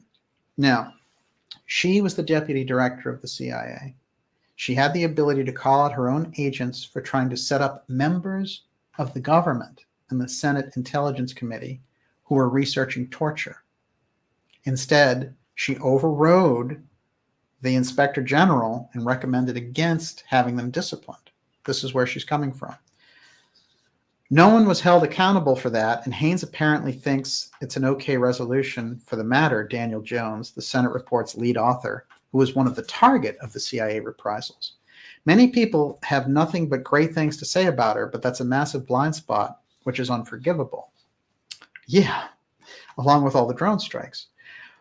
When the Senate report by Jones and his team was finished, it was Haines who had the job of redacting it. By the time she was done, only 525 pages of 6,700 total were released. This is not a person who's interested in transparency.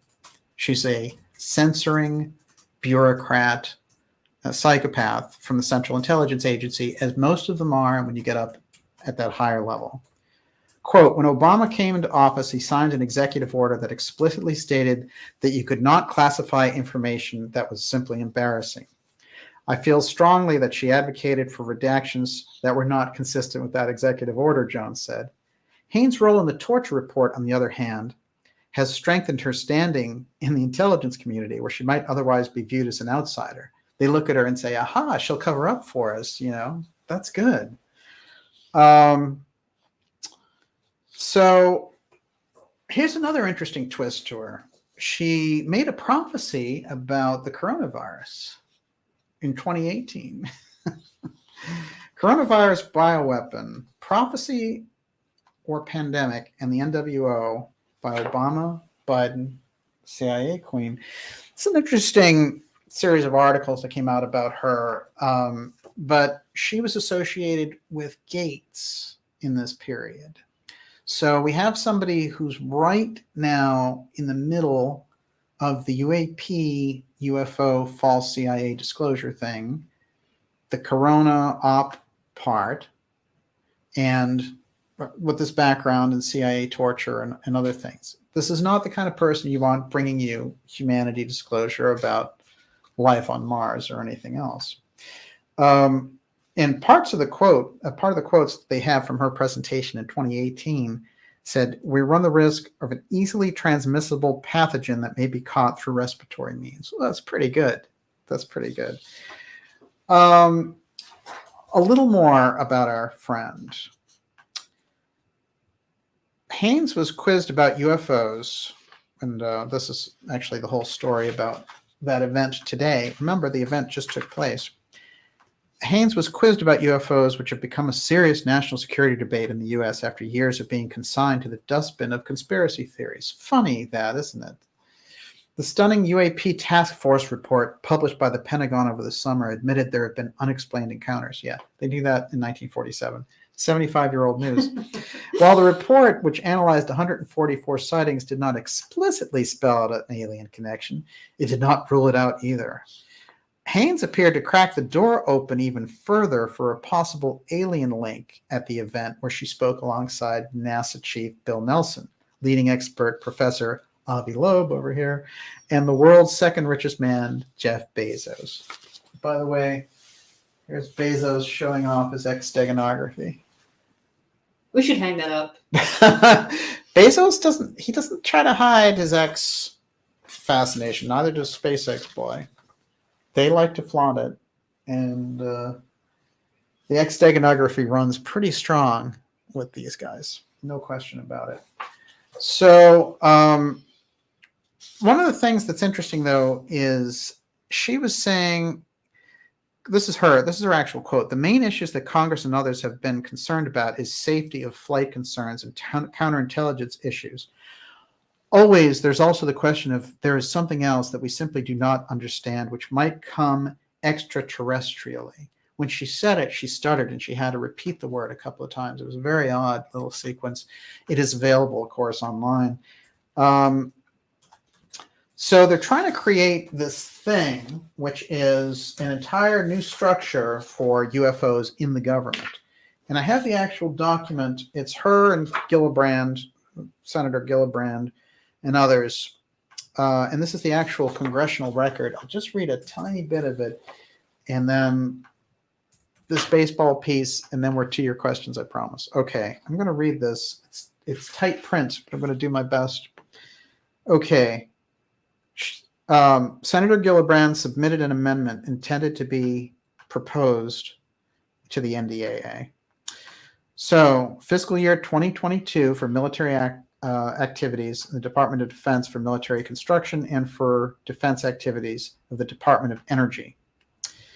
The Director of National Intelligence shall establish, so she's telling Avril, you need to establish, an office within an appropriate component of the Department of Defense with the joint organization of the Department of Defense and the Office of the Director of National Intelligence as duties of the Unidentified Aerial Phenomenon Task Force as an effect of the day before the date of the enactment of this, and other duties are required. The office established shall be known as the Anomaly, Surveillance, and Resolution Office. That is ASRO, Anomaly, Surveillance, and Resolution Office. This is the infrastructure they want to build to unveil their UFO file narrative. That's the thing we need to watch. It was just entered into the record November 4th, 2021. Senator Gillibrand calling on her friend Haines, the Director of National Intelligence, to head this up. Once the UFO file is given directly to Haines, the drone queen, that's probably the signal for the CIA to be able to run this. And so the CIA already runs the UFO file, but they publicly want to be able to say, oh, we found these ancient ruins on Mars, and we're giving you the truth. And by the way, those things flying around, or we're communicating with them with AI and all the rest. That's where the Avi Loeb piece is going in. So they just had that big meeting today. It is a watermark. It is one of those moments in history, just like when they blocked the JFK records in 2017 and rolled out the phony TTSA and did the New York Times article and all that. This piece is where they're going with it, is the CIA running a op using the media and everything else about the aliens. I believe they're going to suggest the aliens at first are a threat, and I think they're going to go from there to suggest that we need our AI to communicate with it, and then the ET is going to give us this incredible way to save Earth. And it's all malarkey. Unfortunately, I don't think that in real terms with the real aliens, we're at that level. And I think that they're trying to keep that whole part of things off the, out of the view of the public. The actual interactions with the UFO file suggest that there are different types of alien groups that are visiting. And so this idea that the aliens are here to see us, it just doesn't work out. So we have to kind of temper a real UFO disclosure versus a UFO narrative disclosure. They're getting very close to running the UFO narrative disclosure, and it's very dangerous at the level that we're on. Everyone, you're watching the Dark Journalist Show. We're going deep. I'm going to do this baseball piece. This is Deep State UFO Games. It's X Series 112. It is the Danica Mars mystery. The baseball diamonds, Satchel Paige, steganography, Joe Biden, Stepford Biden, walking in a daze, talking about the Negro Baseball League. Huh. Very interesting indeed. Let's take a look at something. Baseball diamonds. Well, if you really go into that history of how baseball got to be done, again, they found these during the, just to recap, they found these these very unusual formations on Mars that looked like a baseball diamond, and they called it home plate eventually. And that was the Spirit rover that found those. The steganography that they're using was the Negro Baseball League. That's what they said in 2006 on the NASA website. And so that's just a fact. Biden using it, and Satchel Paige, which they also mentioned. That whole thing, that's all steganography, him meeting with the Pope. What they're saying is the Pope's going to have to deal with this, you're going to have to do this with us. So when he's talking Satchel Paige, everyone else in the steganography world can understand he's talking to the Pope about Mars. That's all.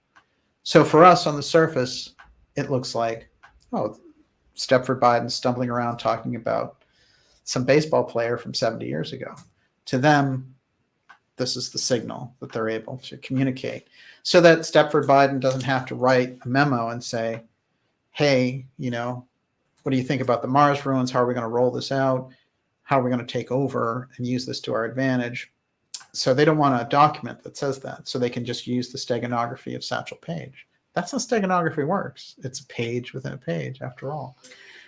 Yes. That's great. Are you going to bring up the X-Files?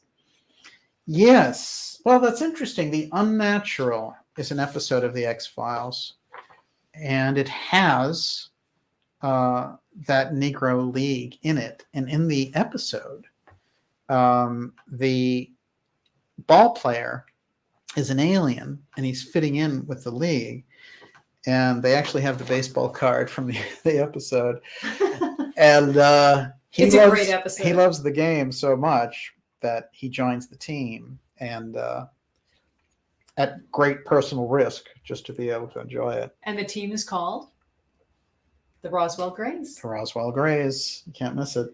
Now, it's interesting because obviously there's a story floating around in relation to this, which is something Duchovny picked up on and wrote about in the 90s. Let's go back into baseball for a minute. So we've showed that baseball diamond and the layouts, etc. Abner Doubleday is credited with discovering baseball and inventing the game as we know it. There are versions, and a lot of people try to take him down because he was a Civil War guy, and they say, oh, it was invented in England or whatever. But there's no question that he perfected it. And the baseball diamond aspect in particular. Now, what is it that we know about Doubleday, aside from the fact that he was a great Civil War general and credited with creating baseball? He was the president of the Theosophical Society. Remember the Theosophical Society? In what area? Well, he was the president in America, yeah. For the entire country? He was the American president of the Theosophical Society. And what we have is, someone who was obviously very deep in the mystery schools to become the president, because he has pictures with Blavatsky and Olcott, and they appointed him president. So that's somebody they obviously trusted and who knew a great deal. Now, we've got a mystery school anointing this guy as president from the Theosophical Society. And as we've said on this program, the advent of the Theosophical Society is so crucial because what happens is when theosophy happens, we get introduced to reincarnation. We get introduced to all these concepts that are meant to slow down the march of the scientific materialism. And they open up the entire esoteric series of information. Now, Blavatsky, who was the founder of the Theosophical Society, had gone to Tibet on this quest. And according to the Austrian mystic Rudolf Steiner, who founded anthroposophy, these groups, these different mystery school groups who had tried to either block this information from coming out or really were looking at it, you know, when scientific materialism came around in the 1840s, and they said, in 100 years, we're not going to recognize humanity if we don't let this information out. So they took a chance there. But the compromise from all these different things, including the mediumship craze and the different things that were happening, the spiritualism of the 1850s and 1860s, including what Abraham Lincoln got caught up in. And one of his spokesmen was Emma Britton. And of course, Emma Britton was a different founder, along with Blavatsky, of Theosophy in America. And we've told her story on here before. She's also the prototype for Alice on the Alice in Wonderland books. But Blavatsky was a unique individual because she had the ability to get that reflection from the spiritual astral realms and bring it back directly, which was an ability that, you know, so many people had lost. She had perfected it through different lifetimes. Blavatsky, in founding the Theosophical Society, shook up the entire mystery school, secret society aspects. Some of them were with her, a number of them were against her.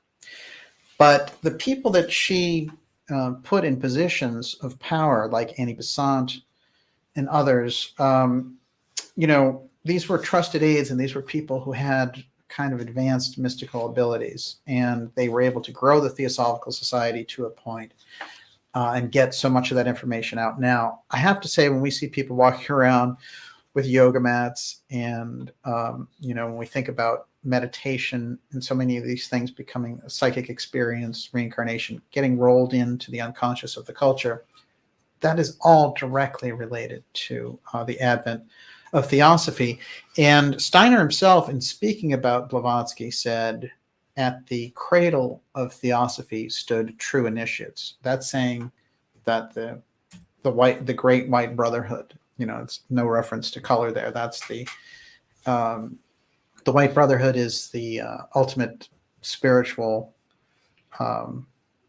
group, and these brotherhoods and secret societies, mystery schools, they've moved the culture from behind the scenes going forward. And he was saying that they played a huge role in politics at the turn of that century. So 1900, the mystery schools were directly involved with the political process. All we can imagine now is that that has grown dramatically. And what we are really looking at in the political situation in America and in England and across other areas of the world is really a struggle of these mystery schools. So understanding them and understanding their role in our histories is absolutely crucial. So we go back to Doubleday and his development of baseball, and then we think it's interesting when we see Biden and other people using this baseball steganography to get into the ruins on Mars, to change the human narrative and all the rest. This is a crucial piece. And then this is what the Spirit rover took a picture of on Mars that they called home plate.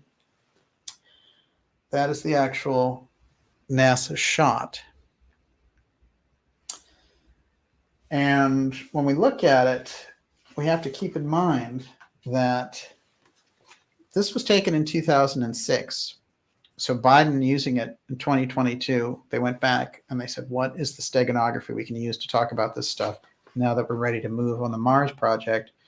And we already know with Musk and everything else that we have this great push to Mars. And, he's talking about saving the light of consciousness by getting us to Mars and things of this nature. I don't rely on Elon Musk to save the light of consciousness at all. And none of these leaders, these billionaires from Bezos and others, have demonstrated the qualities to be leaders in that capacity. So we have a great upside down kind of situation where the people on the ground are much more advanced in many ways than the leaders that are ruling them. And this is the nature of the problem. So with that, Miss Olivia, I turn it over to you with a few addendums along the way. Okay, we have fantastic comments and questions. I'm going to start with baseball. Okay. So I thought this was fascinating. Golden Girl says most stadiums are built over burial grounds of Native Americans using the ghosted energies to be the winningest teams in sports, like the Yankees, until they built across the street. Bad move, yo. Oh, that's really interesting. I'd like to see some stats on that. There is something mystical, I think, about baseball in many ways. There's always been a strange history in baseball, and we've talked about some of the more unusual chapters in baseball. Ted Williams and the cryogenic freezing of his Basque genes, and the beheading and all the things. Oh my God, I forgot all about that. We did an episode on it last summer, I believe it was last summer. And of course, the Roger Maris story, there's a number of unusual chapters there. And so I feel like there's almost some psycho-spiritual aspect that's active in baseball in a way that's different than football, which is very straight physical. But the baseball aspect lends itself to kind of a mix.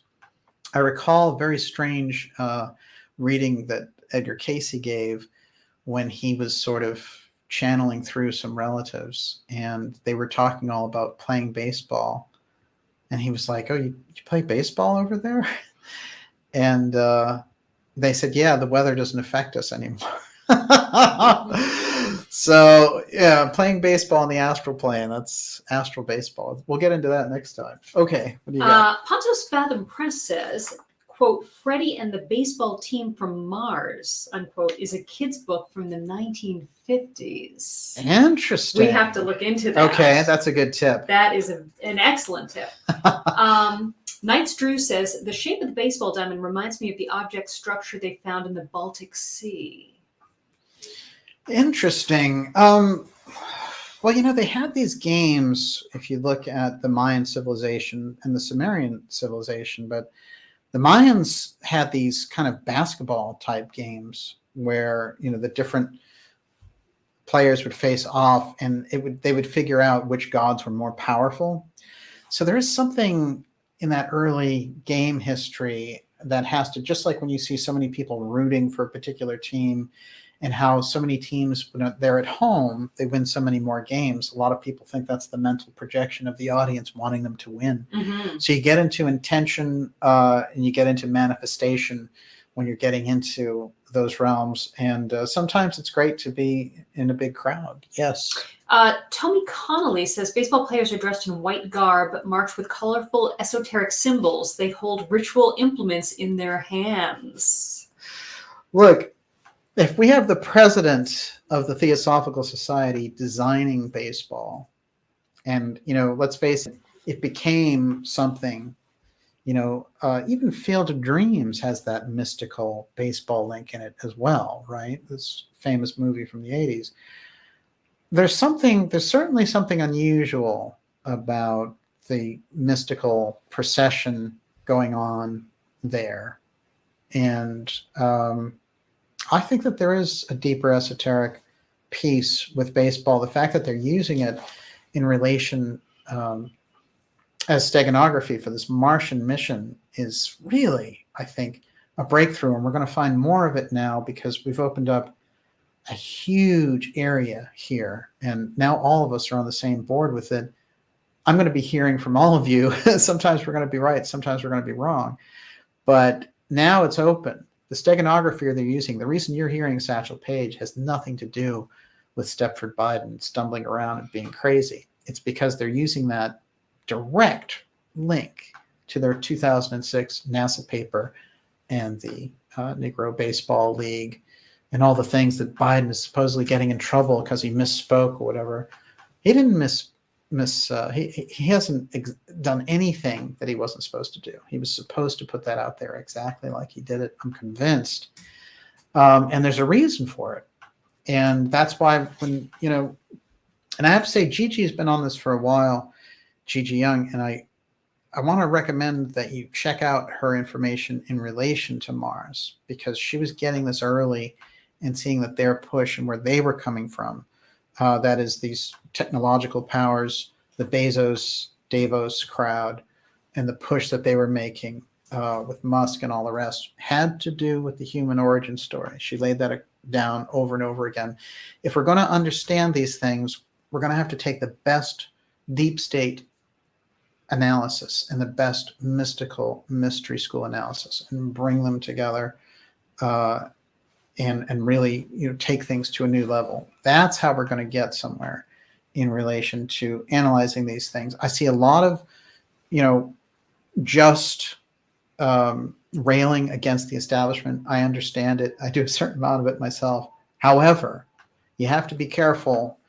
And I think in the independent realm, especially, there's the temptation, and it's driven to just get that 2 minutes hate 1984 thing. And that's a kind of brainwashing.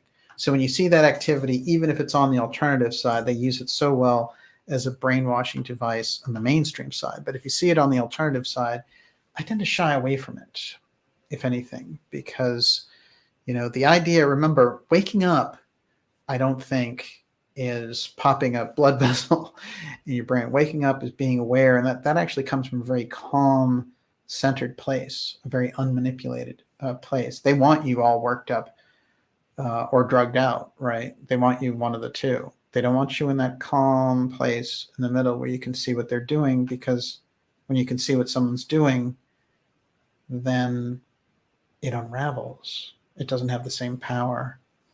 It starts to fall away like a mask. And we've seen some of that. It's interesting, actually, with everything that's going on, with the incredible operation we've been through over the past 2 years. They've decided to go with shock and awe. I think the Davos crowd, Mr. Global, the deep state, someone gave them the wrong information. They said, if you do shock and awe, if you overwhelm them, then you'll win. But they did it in such a short window that they're creating, I think, a gigantic slapback effect. And this is what we're going to be viewing, I think. We're going to be front row seat viewers of this incredible decimation of this ridiculous narrative while they're trying to roll out the false CIA UFO up. Everyone, you're watching the Dark Journalist show. We're here with X Series 112. This is the Deep State UFO games. We're taking your questions, and we're going to be going for a while here. I want to remind you to go to darkjournalist.com, sign up for the newsletter. That's how we stay in touch. And with all the incredible censorship that we're seeing, it's not going to work to just hope for the best. Make sure that you're in there, and make sure, this is not a time really to be on the sidelines. We've already seen what they're capable of.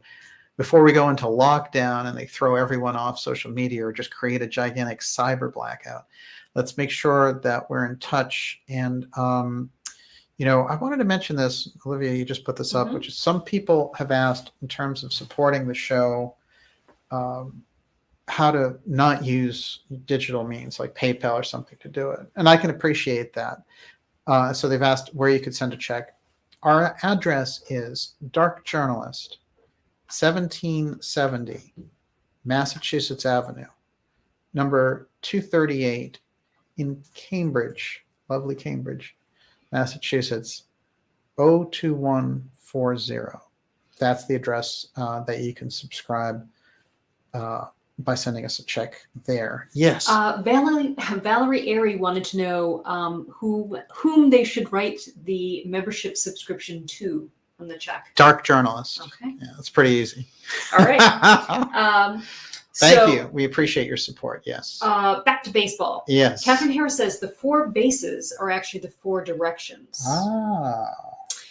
There's a lot of numerology with the baseball field also. And so yes. AM says, I don't know if this was mentioned, but the baseball diamond is at a 90-degree angle and a perfect square. Madfinger says it is 60 feet 6 inches from pitcher mound to home plate. I'm sure there's a lot of interesting measurements here. Mitakuye Oyasin says some current scientists say reality is based on packets of energy shaped like a tetrahedron or loosely a baseball diamond. Interesting. So that's really interesting too. And one last thing.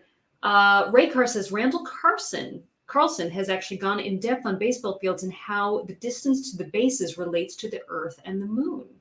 Yes, absolutely. I saw that message there from Bill Ferry, and that's okay. That's no problem. Yeah, this is interesting about the diamond. Here's the way I would look at it. There's obviously something unusual with the shape. So we think about something like football. We kind of understand. Football kind of comes from maybe more of like an Aztec type setup, and it's all based on brute force. Baseball's pretty different in a lot of different ways. We have that spinning that's involved with the ball itself. Pitcher and a catcher, the relationships are a little bit different. And I would say that if we are looking at someone from the theosophical background who's designing this, we might be looking at something with baseball which is much deeper and more mystical than we can imagine. And the fact that it's being used as steganography later tells me that, you know, if we go back into it, let's think about it. What are the odds that Doubleday would be the president of the Theosophical Society and that they would be using the baseball diamond as the revelation of, you know, humanity's cousins out there in space? You know, it's unusual. There's something unusual about it. And then the Satchel Paige piece and the tie-in with the Barn Hill, like there's too many things there. When I get around steganography, I always dismiss the low-hanging fruit. This stuff is dramatic. I can tell you from having viewed it before. I remember when we got into the Nixon-Trump relationship and we brought it out in early 2018 with Robert Merritt. And a lot of people dismissed it and said, oh, you know, he wrote him one letter, whatever. But we showed the levels where Nixon and Trump had those incredible connections from the 80s. And then, you know, of course, last year it all came out, this whole secret relationship that the two of them had. There's a reason, if you follow the steganography, it's like the Rosetta Stone. And you remember the Rosetta Stone, the reason they were able to interpret Egyptian hieroglyphics is because they found 3 versions of the same notice, praising Ptolemy the king and pledging to support him no matter what. And one of those languages were hieroglyphs. So that's how they got the ability to read through it, because they were still in use in 400 BC or whenever the stone was designed. So we needed a tool. And the X steganography, look, since we started the show, have you noticed how much you've been seeing X in relation to major events in the world? It's not a lark, and it's kind of it's a research window that you can view things through. Steganography is throughout history. It goes all the way back to the Book of the Dead and the Egyptians, Pythagoras and beyond. So that's been around for a long time. The question is, how do we access some of the things that are going on where people are using that? And whether it's in relation to ancient history or if it's in relation to some of these advanced technology projects. What's interesting to me is that I found the steganography being operational inside the government in the secret programs, but also relating to the ancient mystery schools, as if they wanted to update all that steganography and use it because it was such a foolproof system for keeping secrets. makes perfect sense when you get into it, especially when you think of people like Vannevar Bush, who were in charge of the UFO file. And he was somebody who ran the Mason Lodge at MIT with some of the best secrecy. And so the Masons were well known for that level of secrecy. But what was it that he controlled, after all, on the record later, was the UFO file. They wanted that level of secrecy, that mastery of secrecy, and you have to use steganography if you're going to get it. So these are things that we have on the record, I think, that we can use. Much more exciting than chasing around. Did Elizondo say that there were alien bodies? I remember it was horrible to watch. I'm going to say it was Richard Dolan, which is too bad because, Dolan has done some good work previously, but he was talking about how he thought that Elizondo had raised his eyebrow in a Fox News interview and that meant that they were alien bodies. I was like, what happened to the research skills of that UFO group that they would chase around after this money thing at the CIA, TTSA, throwing money all over the place. And then TTSA, before they're going bankrupt here, is $50 million in the hole. Like, how can we as independent researchers study a thing our whole lives and then fall victim and prey to it? It's a great lesson. So we have to be careful of that. And I think now with the kind of quasi-destruction of the TTSA, maybe all those researchers and people who fell for it can get together and say, oh yeah, we were duped. Because leaving it out there and saying like, oh no, it's kind of like saying, I still believe Corey Good or something, it's at that level of hilarity that we just have to let it go. That was a bunch of junk. They said they were going to build an anti-gravity craft. That never happened. It was just a sham. It was a CIA sham from start to finish. What they got though out of it was this ability to mutate and warp the media attention. And that's why they've moved this thing into the government, and I think the CIA control of that TTSA op got them all the data mining points that they needed. And maybe our friend Avril, Danica Haines, with her background and Palantir and all that, she probably gave them some help. What else you got? Okay. I'm going to finish up with baseball. So Kyle Grant says there are 108 stitches on a baseball. 1 + 0 + 8, Freemasonic 108, geometry 108. Zach Robinson says 108 degrees relates to the pyramids in Giza. And Tricky Vicky says 108 is the main number in Hinduism. Oh, there's 108 beads on a prayer bead necklace. Interesting. So that is really interesting. And I wanted to make sure I fit this in. I think there's going to be a lot of comments about the math around baseball. Zara Drew says, Operation Bluebeam over baseball field? Here comes your Jesus, LOL. Yes. But I really love this imagery. It would be so right. Yes. That this was what they would stage. Actually, they've done versions of the baseball field. I've ran across a few, but I remember more. And I'll bring some of those out. But I think a major sporting event, of course, the Super Bowl comes to mind as well. But they have all these things where they're like, oh, we make sure with these drones that nothing goes over the airspace of the Super Bowl. And I think when we look at it, we can see that, just imagine, we've seen commercials and things of this nature. Lockheed Martin actually ran a commercial during the Super Bowl. I think it was 2014. And they did one that had something like that. And then also there was one about Tesla and the Sumerian satellite. Remember that nonsense? So they've been playing around with this. And I think that we find ourselves in a weird place with all of it now. Because now it's all coming out and they are going gangbusters and showing, hey, we're the rulers from Davos and we're here on the ground. Some of us are clued into this. The question is, can those of us who are awake, is it a chain reaction? And of course, it's not about, people being awake versus people being asleep, but it has to do fundamentally with understanding that the narratives on top, the technology, the mind control, the government narratives, the missing money and all that, is fundamental to the reality that we're being fed. If you can't get through that, then you do wind up being a pawn. So therefore, in that sense, we're all in it together, even people who don't understand any of these things. So for them, it's just as important, regardless of the disagreements we might have. This is why the right-left thing is so ridiculous. There's so many important ideas on either side that those things are just exploited. It's just like when they tried to, with the Black Lives Matter stuff during the Trump campaign of 2020 and all that, try to pretend that this was like 1965 Detroit, and that there needed to be race riots and all this stuff.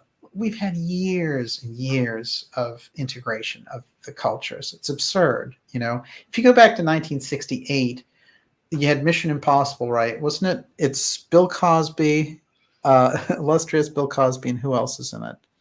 But they, you have all these white-black teams in these shows in the late 60s, into the mid 70s, of course, into the 80s.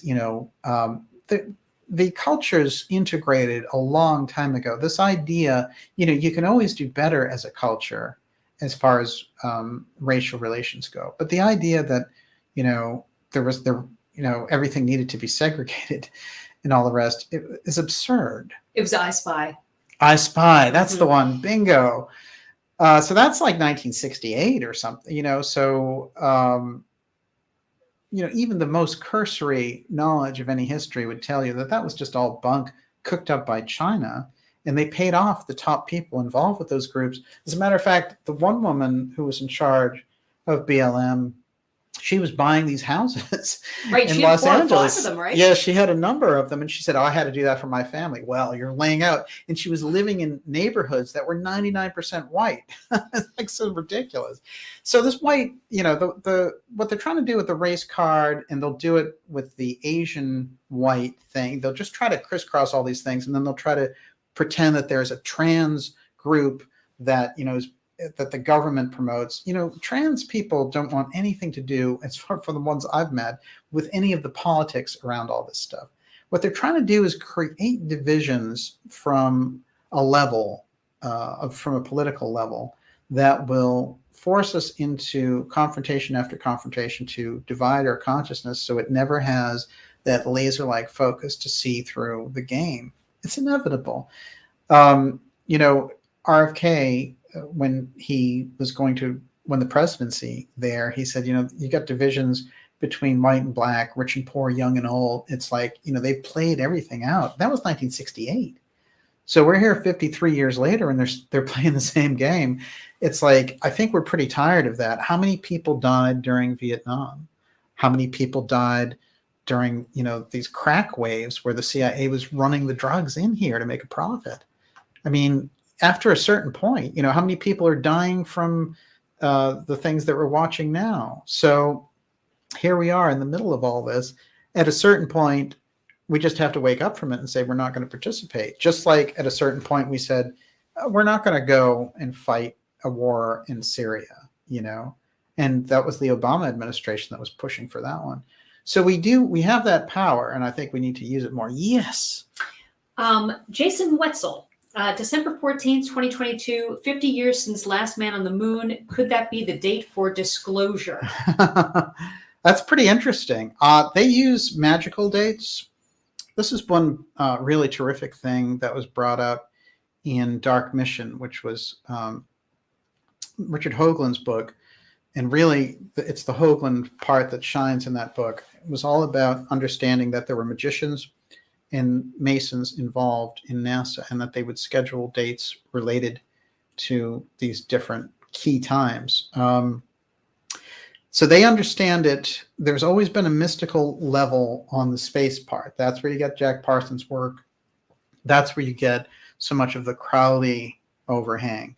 In religious circles and mystical circles, they understand things like the war in the air. The term Armageddon, that's war in the air.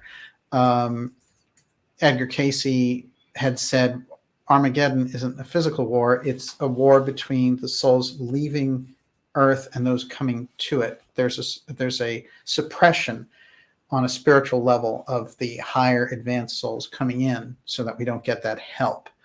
So we need to understand, I think, these things on a deeper level. When you get into the spirits of the air, remember the spirit of St. Louis traveling across the Atlantic for the first time. If you go into Lindbergh's biography, what does he start to talk about? It's very unusual if you read it. He starts to say, I heard all these voices talking to me in the middle of this flight. All these voices started to say, you can make it, or this is amazing, or whatever, just bizarre. They were the spirits who were sharing in it with him. So there's some factor about the air and the heavens in relation to all this that I think we're starting to get some kind of an idea of. And the super materialist kind of jerks like Musk and the people that we have up there who just don't seem to have the spiritual advancement. That's why the world is so upside down, I think, because we have kind of creeps like Bezos up there. And these people have they're degenerate to a level, as demonstrated by their practice, like Zuckerberg, and harvesting people's information and private information and trying to use that and trying to control the political process and throwing the president of the United States off Twitter and things like that. These are not advanced people. These are some of the least developed people. This is the problem. We have the least developed people running the society. The people coming up from the ground up are much more advanced. I'm sure you could find somebody who was running their own business, who could do a much better job on the human aspect. And that's so crucial, but that's not the thing that they value. We have to remember. No, but we just got that truck driver, right? Who was elected. Was it New Jersey?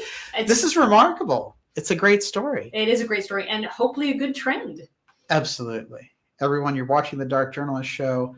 Great questions tonight in the Ideas Room. It's an incredible group tonight, and it's great to have you all here. Of course, we're coming in on the heels of two of my videos with Dr. Joseph Farrell being banned off these platforms, and under the explanation, the ridiculous explanation that we were impersonating a historical event. I have a feeling, since both of those episodes concentrated on Mars, that there's a problem with Mars, and this might be what Gigi Young has been picking up on, which is if something gets exposed about Mars, it might fall into that censorship category. It might be worse than talking about, toxic sludge being injected into people. So I think that they are really gearing up for censorship, and that's a scary point that they're at with the whole domestic terrorism aspect. But we had those videos. I've never had a video with Dr. Farrell censored in any way. My channel's been censored. The work I've done's been censored. Twitter's been censored. It's so ridiculous, the amount of censorship.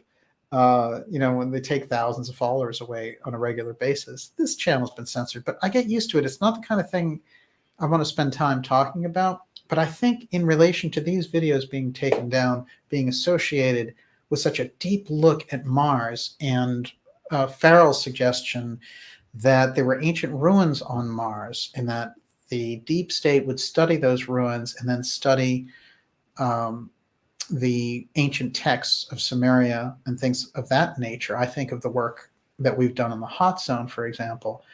They want to study those ruins. They want access to what happened when that group from Mars came here. That's what they're looking for. So we're looking at different times and different aspects, but his opening up of that, I think, is dramatic, and that's why the Giza Death Star book series is so interesting. But Dr. Farrell, he addressed a lot of these different areas, and so for them, and he does it very responsibly. But the thing is, if you look at it, what is it about talking about Mars that would get you taken off by YouTube and Vimeo and a third private platform? Think about that. 3 platforms. So we know that we're in deep with it, but our great revenge is we're going to have Dr. Farrell on the show here this weekend sometime, and we're going to announce that. So make sure that you're signed up for the newsletter because you'll get that announcement of that show, and we'll make the show, of course, public and free. Yes. And it's been an incredibly long time since you've had him live. True. So that's very true. exciting. It is, yes. We have some great interviews coming up as well, I want to say. So just make sure that you're tuned in because, of course, Catherine Fitz will be on, and we have lined up some really remarkable interviews. Okay, yes, Miss Olivia. Okay, so hang on one second. Heather Easley wants to know, is this why we have the congressional baseball game? Is it a ritual? Interesting. That's weird. I mean, I remember they had the shooting incident in relation to that.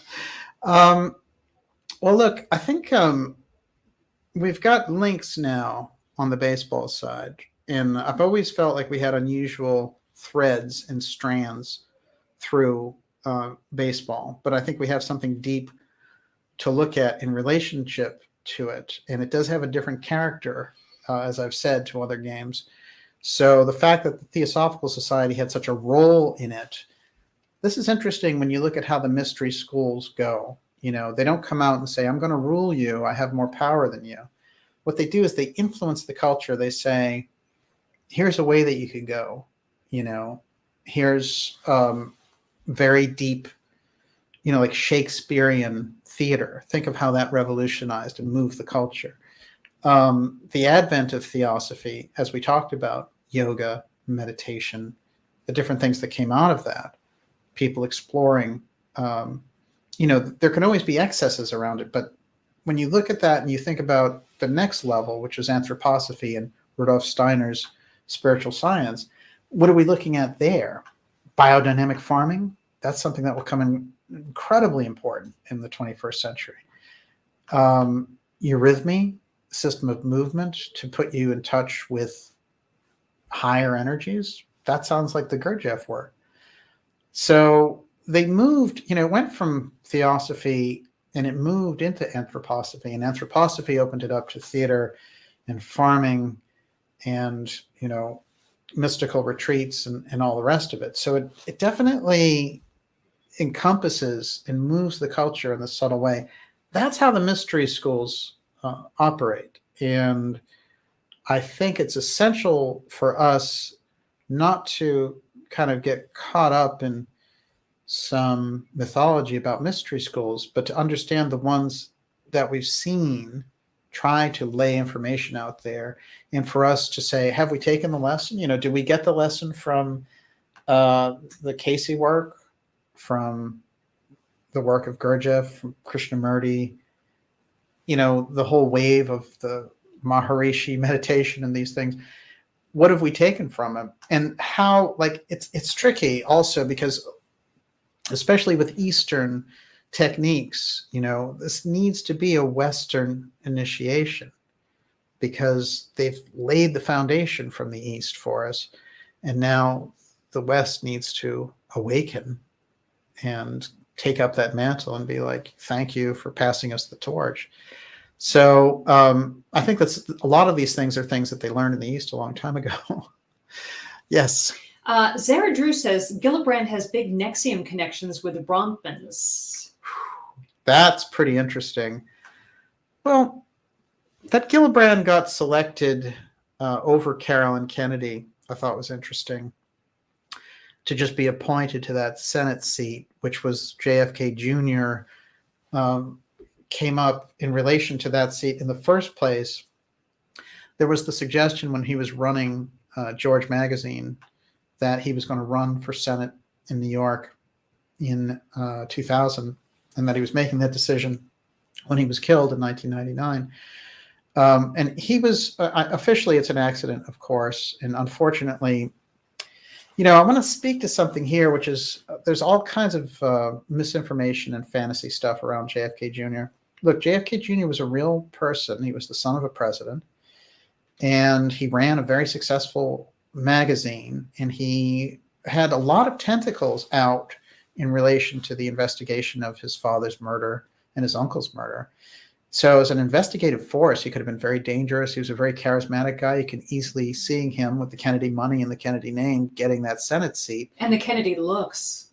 Yes, absolutely. So, we have to remember that this is a real person who made a real impact, in that the genuine kind of conspiracy around JFK Jr. is that his plane went down when it did, which was crucial timing because Hillary was able to easily assume that Senate seat because her competition now was, basically a nobody. And so I think that that's very important for us to remember, which is the plane crash is the real, genuine conspiracy around JFK Jr. And what might have been there. And that so much of the junk conspiracy that came out around this, that they were pushing, is something that probably came from the CIA to make the kind of alternative research community look bad through these different operations, as we've seen. And that's exactly what junk conspiracy is all about, as we've described in dark journalism. So I think it's a very important thing for us to keep in mind. Somebody like JFK Jr., had they lived, might have been a very powerful political force, which gives these other groups a tremendous motive for getting rid of them. And that's what they do with the Kennedys, because the Kennedys in general, where they're coming from was, they're trying to balance the playing field. They're all about freedom. And so much of that family has dedicated themselves to that. The legacy of JFK echoes so strongly today. And, the fact that they're still covering up his death tells you that the nature of the country is not clear, because who were the groups that assumed power? Who was it that assisted them? Even in Soviet Russia, at a certain point, they were like, we're going to take down Stalin statues and stuff. Come on. That was Banana Republic activity by the Central Intelligence Agency. The Central Intelligence Agency is trying to give you the UFO threat today. Don't tell me that exposing them for a crime that they did 58 years ago wouldn't kind of destroy some of that effort that they're making now. That's why they don't want that information out there. They're guilty. So, I don't know how much research that we've laid out in relation to this, but, we have to understand those dynamics if we're going to understand the deep state. Yes. Tomotak O'Feargal. HRC worked in the patent department at the Rose Law firm. She handled the patent to take remote control of an airplane from the ground. Oh, that's pretty interesting. Well, she did some unusual legal work. I do remember that. And the Clinton death lists are absolutely real. There's nothing conspiratorial about that, except the fact that they conspired to kill people who challenged them. The Clintons were a death cabal, they're a cartel. Are. Well, yeah. I mean, at their height. Mm-hmm. And, you have to remember, if you really go back into that history, Mena, Arkansas was the main pipeline for importing crack into America. And who ran Mena? Who ran Arkansas? It was the governor. It was Clinton. And that whole thing and the investigations and Barry Seal and all the rest of it, that's a Bush-Clinton operation, hand in glove. So Bush as VP and Clinton as governor, they both got tremendous rewards from it. That's a pretty dark stage of history, but unfortunately with Stepford Biden, it's not any better. So we're in a really tricky, paradigm. Yes. Shamnasanam Kara says that sex trafficking at the cafe, maybe? Interesting. I think that Danica has a lot of very unusual connections, from physics to intelligence to some of really,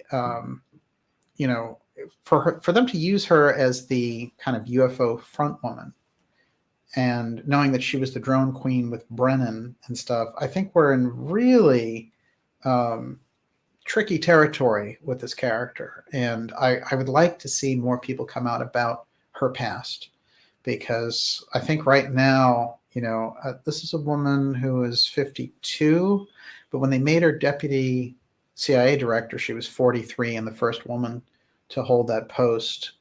And she just did not, her background was very unusual for it. So I feel like they've been creating her for this. The fact that her middle name means Morningstar makes you wonder just how long they've been creating her for this. But there's no doubt that she is a construct. So could very well be. Could very well be. Okay, this is going to get pretty morbid, but what if the elites need to create mass deaths in order to obtain advanced tech? World War I, World War II, etc. created revolutionary tech, death portals to connect to dark beings? See, I like this question. If you can understand the supernatural aspects that take place, so, for example, when Steiner looks out, he sees a force called Ahriman that's creating a spirit through the technology. But he doesn't say become a Luddite and don't deal with technology. He says face it, maintain your humanity in the face of the machine. This is exactly Gurdjieff's point as well. But understanding that there are supernatural forces is crucial. And I think one of the big problems is the person, when we look at a normal person in a regular everyday situation, they're not able to plug into a reality like that because it's too far for them, because they haven't been given the background. Like in a tribe, you'd be given the background of supernatural entities and how to ward them off, and also how to kind of attune yourself spiritually. You don't get that in Western culture.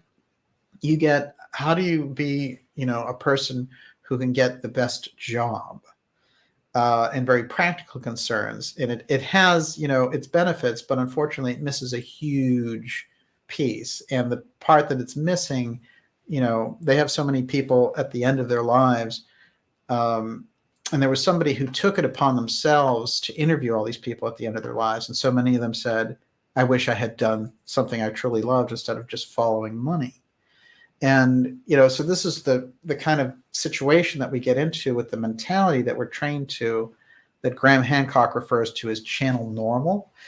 I think this is very important, because channel normal doesn't go very far, because it ignores, the deeper realities. Then we also have situations where when people approach this, they use tons of personal psychic connections, and they project a kind of paranoia. So-and-so is satanic. This is that, and so that goes round and round. So you need a central kind of understanding. And that does come from, having a spiritual tradition. That's what I think the mystery schools were trying to inject into this highly material Western culture, which is give them the sense that they have higher things in their own minds. They have higher mental abilities, they have psychic abilities, they have telepathy, and they can do more, than they've been taught. And so this is a crucial thing. We've seen it before when people pray for things. We've seen it when people have incredible focus, that it makes a difference. And it goes beyond anything that is scientifically explainable.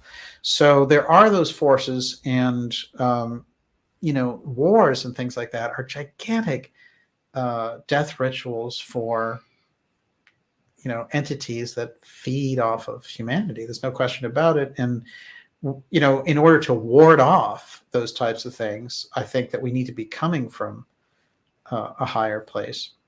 So yes, absolutely, the world wars are an incredible sacrificial rite.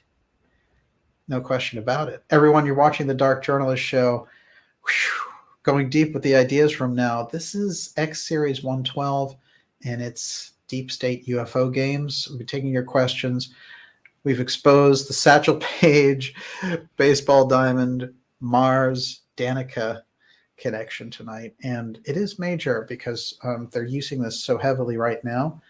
And as I said, we're coming in on the heels of them taking down to major videos of Dr. Farrell. So I think it's important. I want to use that as a reminder for us all to be behind the good work that's going on here. And I never tire of pointing this out. The work of Gigi Young, we need to get behind that work, support that work while we have it. We have the people now. The work of Catherine Austin Fitz, Dr. Farrell, do what we can to get behind them, spread those links, join those sites, whatever it happens to be, the work we do on this program. And getting behind, Catherine Fitz puts it a very interesting way, which is she says, this is our army. Don't fund their army. So, she's saying, don't get into Bank of America. Don't do these different things. Don't fund your enemy, which I think is really interesting. But then there's the flip side, which is, RFK Jr. and Children's Health Defense and stuff. Like, we want to get behind these things, even if it's sharing a link or sending a check, whatever it happens to be, making a donation. Let's get behind the stuff that is life-giving, that is giving us this, they are our people on the front lines trying to get this information out. And look, they're being censored and, they're being pressured, they're being stressed. And in the media, they're trying to take their names down, whatever it is. I told you that they banned, on TikTok, they banned the hashtag Catherine Austin Fitz. Mm. What kind of a repressive culture bans the hashtag of a person's name? I mean, it's pretty sick. So this is the state that things are in. But what we can do here in the Ideas Room is we can make that move. Someone said Cash Friday, exactly. Just use cash on Friday. This is this very simple maneuver that Fitz came up with. And it's really important because you don't want those central banks getting that digital control and telling you where you can get, where you can spend money and where you can't. And if you've been bad that week, well, then you can't get pizza. And that's the way it goes. But I really want to highlight the incredible book that Ilana Freeland has put out now, which I think is crucial, on synthetic biology. This is her third incredible book about geoengineering. She's always been ahead of the curve. We just had her on the program. We'll probably get her back on again shortly. These are the people we need to get behind. This is the information that we need to share. And with that, Miss Olivia, you're up. Okay, Fuber Fighter. Could this spirit be a digital entity? As I picture it, the fallen angels exist only digitally, now having perfected machines that carry their consciousness. They have not completed the symbiosis with the eternal. Well, they're trying to create it. It's interesting that I mentioned Avi Loeb earlier, because the whole alien scientists being real gods, his entire Galileo project, which joined with CIA, Elizondo, and other people. The idea is this, essentially. Loeb is suggesting, AI has controlled these ships from another galaxy to come here and check us out and interact with us. That's one style of an op. We had the Elizondo, there's a UFO threat, we need money, and you need to, buy my book off. The CIA op was, let's see if we can scare people and whip them into a frenzy on the UFO side. That's why they uncorked this. They got the word somewhere to uncork it. Now, what you're talking about in terms of consciousness, I go back to Steiner and Armand. It seems like that entity that it needs to live within is not a biological entity, but it is an entity that is like a cyborg. And I think that's the thing. They're trying to conjure the AI and the spirit in that AI. This is Ahrimanic. Steiner had seen it, and it's eerie when you read his work, because here he is writing in 1920, and he's looking out ahead into the 21st century, and you can see that he's basically seeing our world.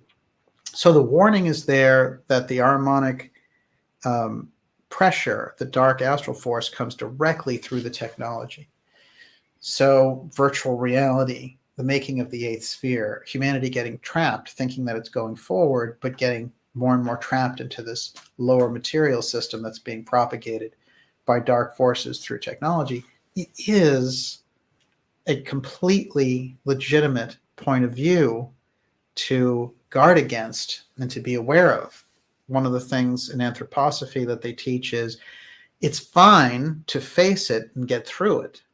But the most dangerous thing is to come up against an ahrimanic situation and to be drowsy, sort of fall into it, which is what they're doing to us now, saying, oh, don't worry that all these people are controlling your reality because you can just relax with Netflix or something. And, it doesn't work that way, because when World War III happens, and, that's what we seem to be in the middle of here,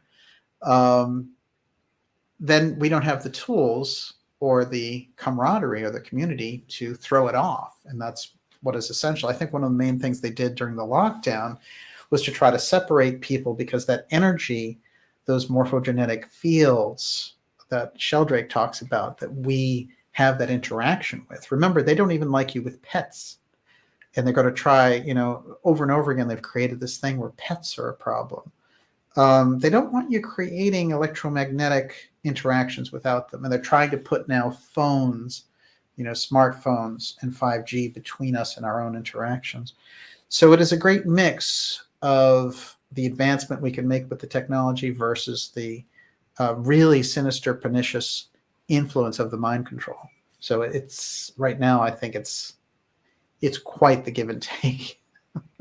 Yeah. Frank Monday, who lives in China, says that basically cash is gone in China. Oh, wow. Nobody uses it. Huh. Wow. That's interesting. That's interesting. Well, here's the thing. Here's a very simple rule with cash. If I lay $100 down and you lay $100 down, then it's equal money in any situation. What they're trying to do is create this idea that, hey, everyone will be free through Bitcoin and all the rest. But on their side, they're trying to get people used to that. And then they plan to come in with, what do they call? The digital central bank currency, right? They want to be able to do that. And they have talked openly, very openly. Catherine Austin Fitts has played them. She gave me the video to play as well. Those central bankers have come out and said, it's very important, that we'll be able to monitor where money comes from, and where it's going, we'll be able to limit it or squeeze it depending on what the person's doing. So therefore, if you are, if you're a Julian Assange or whatever, then the state can just squeeze you like they did with Assange, throw you in prison, cut off your money supply, and all the rest. We've seen them do it with researchers. They've tried to cut off people, discredit them. And, very often they would try to take away, their Patreon accounts and different things like this. That's just a small snapshot of what they want to do. Anyone who opposes them, like the Rockefeller Standard, must be snuffed out. So that's the competition level that they're on. And they demand total control the way the drug dealer wants to control his neighborhood. So that's who you're dealing with. Incredibly low mentality masquerading as high-flying philanthropists and concerned about the environment while they're taking private planes everywhere. I mean, it is quite a situation that we're in. But I would say that Cash Friday thing, what it does is it expands the freedom. It's an energy exchange. And money is important in that sense. Our exchange of what we pay for, and being more mindful about it. So yeah, absolutely. I think the digital currency thing, of course, there's always going to be some reason for it. But in terms of freedom, it's a real no-brainer to have cash be the system. Because right now, if you have cash, you could do things with cash. In that system, the minute they look at what you're doing, if they don't like you, they just shut off your cash and you're begging in the street. That's what they want. That's the same thing King George wanted. And it's interesting, they try to make King George a hero again. Everyone, you're watching the Dark Journalist show. We are here with X Series 112, going deep on deep state UFO games. We got really deep into Avril, Danica, Haines, and I mean, in a very fair way, because this is somebody who is John Brennan's pet and was known as the Drone Queen for her preference for covering up drone strikes of suspected terrorists. This is not somebody who we want in charge of intelligence, and it's not somebody we want in charge of the UFO file. The CIA itself is such an extra-constitutional group. It's an illegal group. It does not have any foundation in the Constitution. It has to be remembered. So they don't have the standing. What they have is a presidential proclamation that gives them, through the National Security Act, the ability to do all these things. So that, part of restructuring this society, part of the awakening of getting society back would massive, if not the elimination of the CIA, a massive reform. And one of the things I would like to see would be all of the intelligence agents swear to the Constitution in public again, because I have a feeling the one thing that's behind this is they're trying to get rid of the Constitution on that level. And when we see the deep state crowd operating, one of their big blocks, believe it or not, is that Constitution, because the Constitution is what so many of those officials, judges, presidents, congresspeople swear to. You can't get around it unless you dismantle it. It has to be dismantled. And that also is a kind of magical right when you think about it. Is there a way to dismantle a document that the country has agreed upon? This is where they're going. Yes. David Termina, DJ. Avril Haines connects directly to Anthony Blinken's network, which serves companies like Blackstone and Google. Quote, they can do things the CIA can't, unquote, is the quote about their level of influence. Interesting. Well, I always think of Professor Scott in this regard, and he said that he always felt that the danger with the intelligence agencies, they were dangerous enough, but that the contractor groups that they hired were the real danger, because like a Booz Allen Hamilton, for example, they get paid based on the kind of dirt that they can dig up, for example. And, he relays that Booz Allen Hamilton will kind of create reasons to continue surveillance on somebody, even when the CIA would have given up or whatever, because that's how they get paid. And the CIA launders money also by paying them. So it's a kind of a sick arrangement as a jobs program. And we know some interesting characters have come out of Booz Allen Hamilton, including Edward Snowden, of all people. So it does make you wonder, indeed. Yes. I wanted to mention this. Critical Catalyst says Glenn DeVries died in a plane crash in Washington after going up with Shatner and Bezos. Yeah. This just happened. Yeah. A lot of people think that they didn't go up at all. Oh, really? I'm sure. There's conspiracy theories about that. That will always be there. The plane crash is unusual, and I just heard about that before the show tonight, so I haven't had a chance to really dig into it, to be honest with you.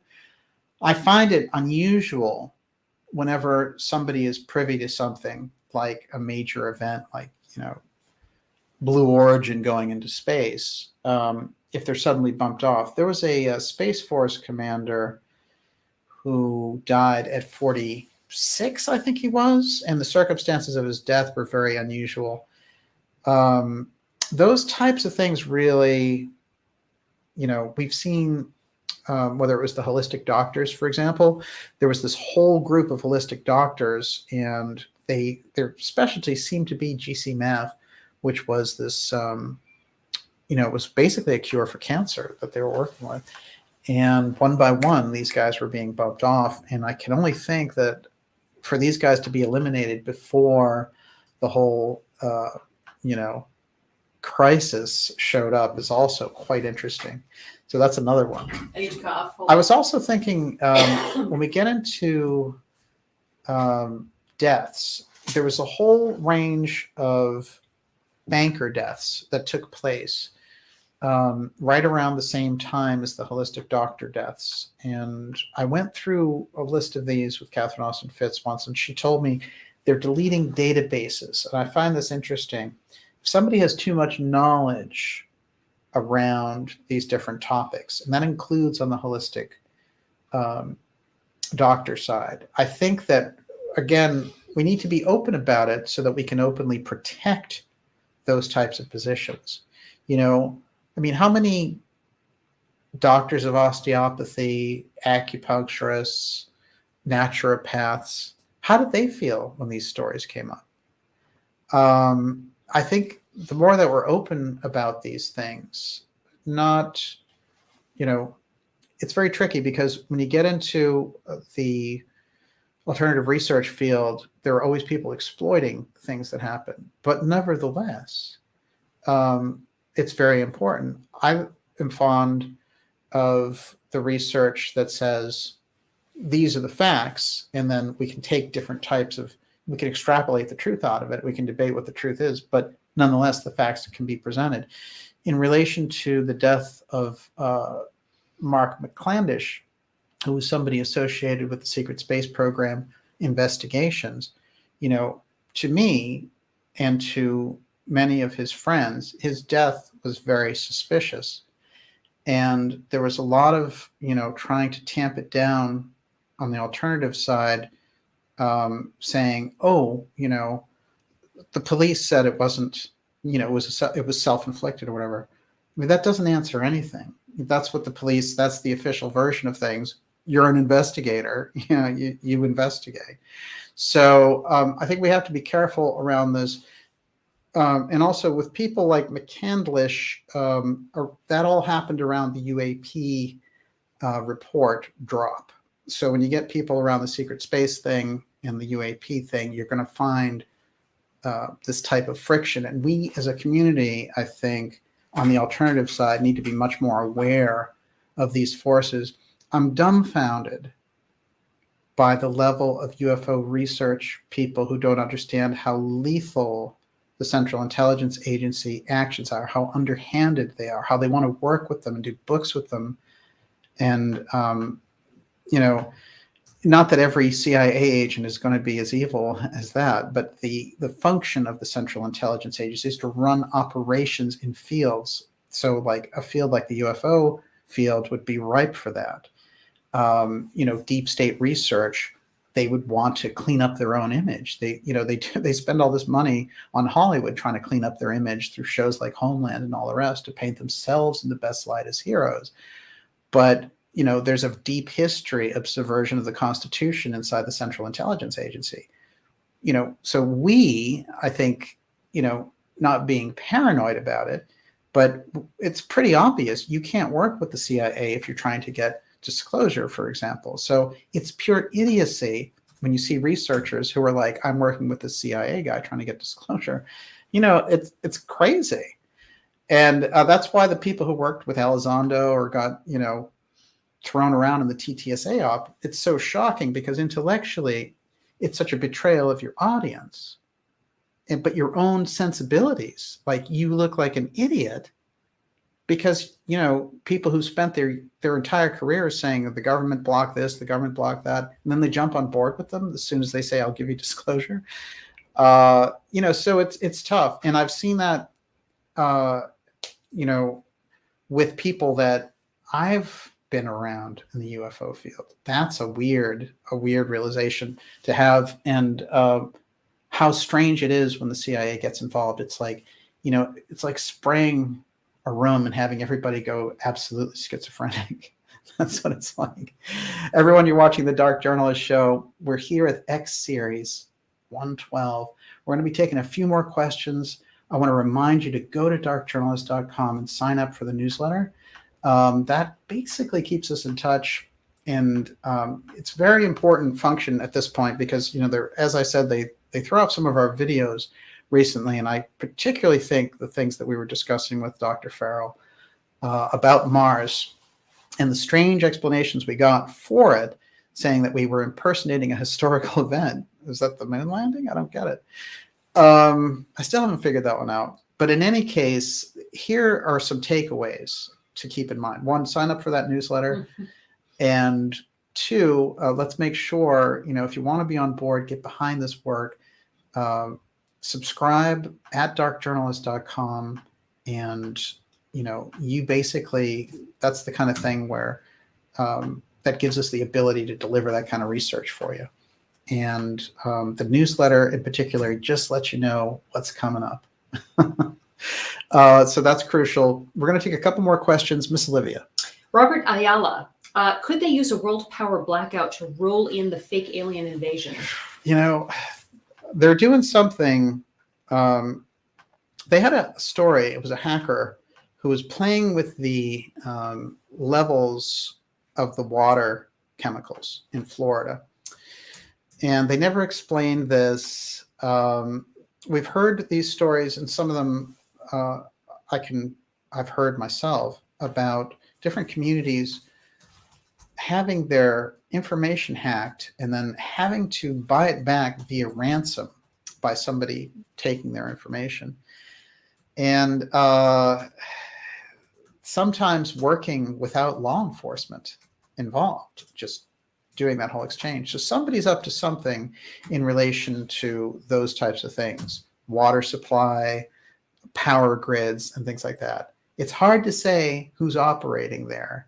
They always try to track back and say, oh, it's some Russian hack or something like that. But I have a feeling the source is much more close to home.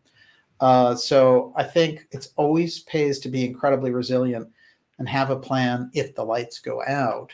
I'm not like a super hoarder, and I'm not somebody who can really, plan for all those types of things. But I think just just having a basic plan for being able to survive a blackout, I think is crucial, and they will pull a blackout. I'm convinced.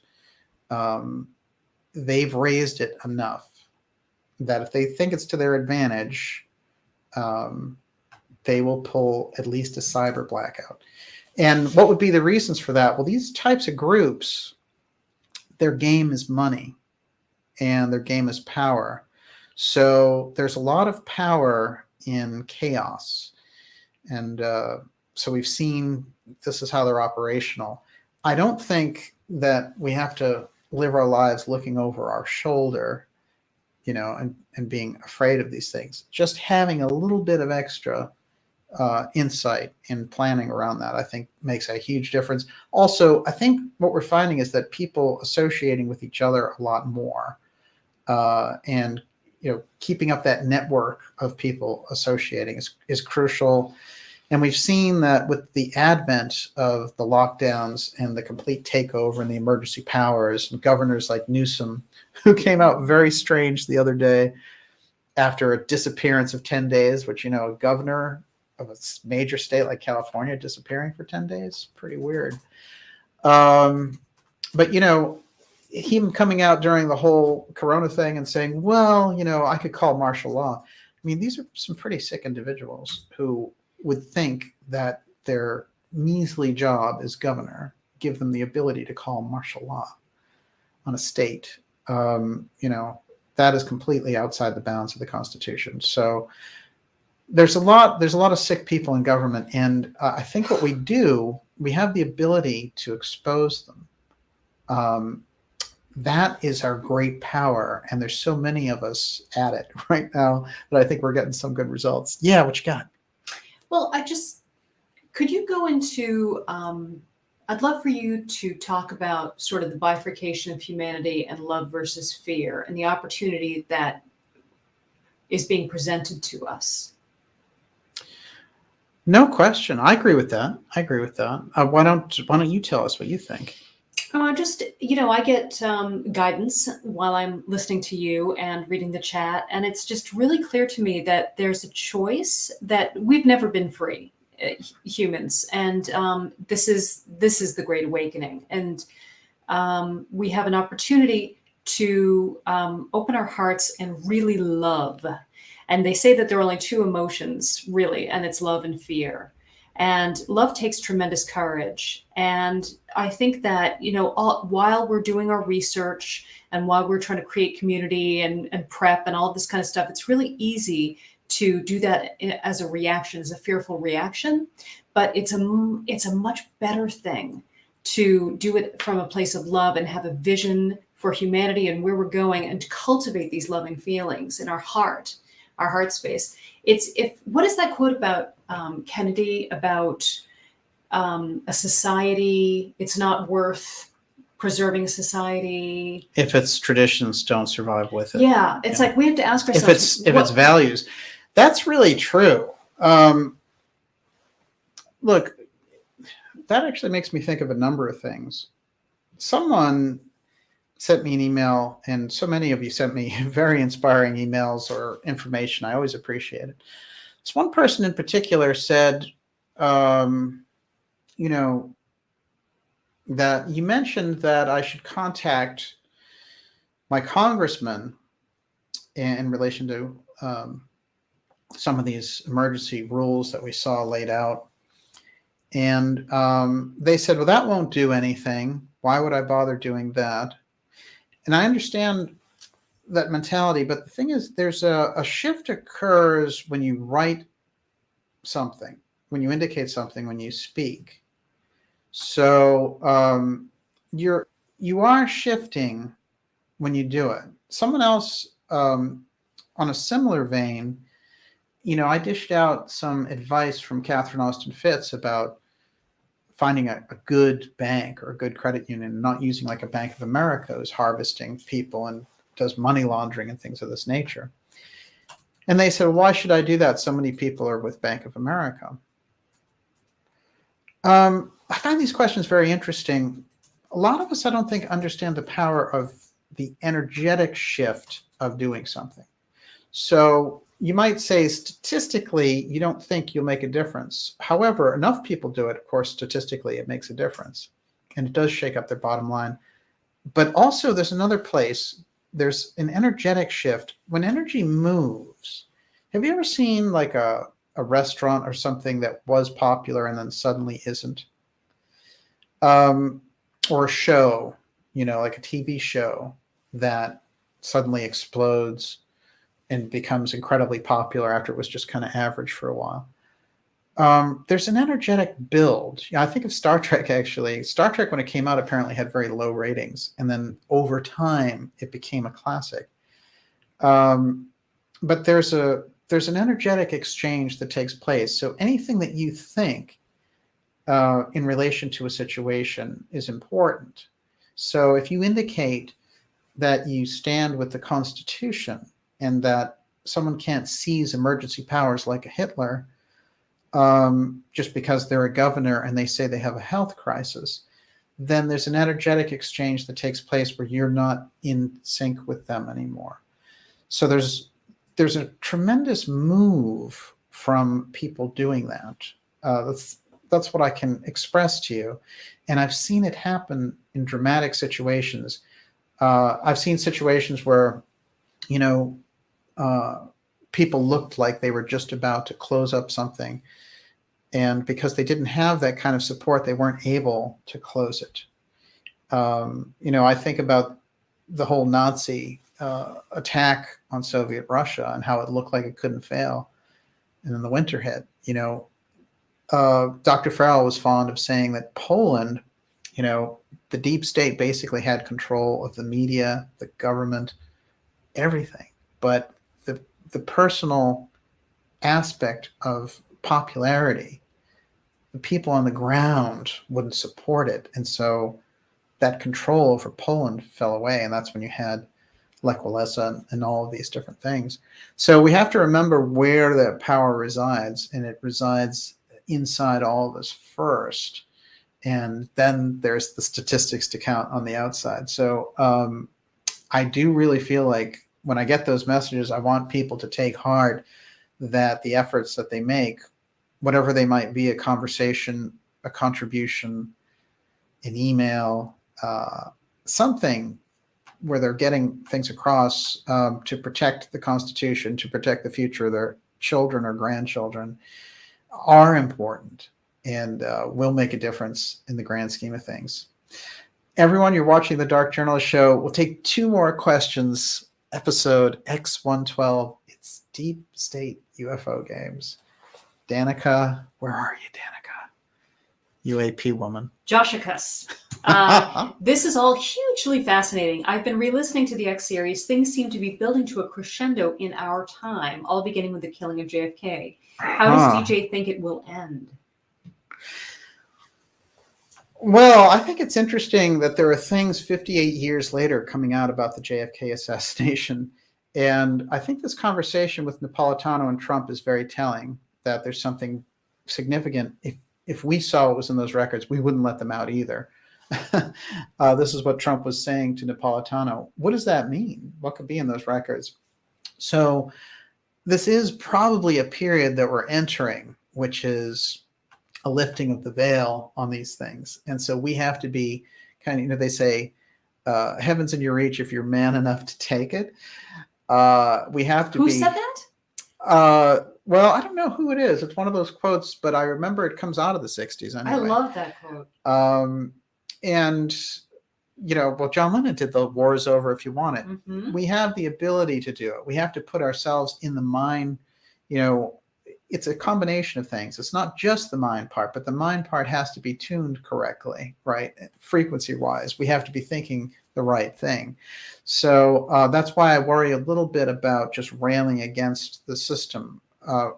There's a lot to rail against now, but we have to be active in creating a new reality. One of the things that Catherine Fitz said was that, we are in a situation where they're playing that the mind control can really work the situation so they get a world dictatorship. She doesn't think they can do it. And I don't either. So therefore, she's saying we have to be ready to pick up the pieces after their operation fails. And that's like post-war Berlin in 1945. If you've ever seen those films, sometimes I want to show those films on the channel just to have people look at that massive destruction. And I remember the story of James Forrestal taking JFK to see those ruins, and how JFK, when he got into a position of authority, wasn't willing to exchange nuclear weapons over Cuba, for example, because he knew what devastation looked like. He'd been through the war. These are crucial things that, the psychopaths in our leadership midst, they will, by nature, destroy the world and destroy themselves. So we need to be ready to operate on a different level than they're coming from. So I think that's some of what we do here in the Ideas Room, for sure. Yes, Miss Olivia. You know what? I'm going to address this. Hold on. Where is this? Stranded 360 says, wish I had that optimism. I actually think, human nature, I'm going to say, we know that there are psychopaths and sociopaths who are running things. Yeah. And they cannot factor in love.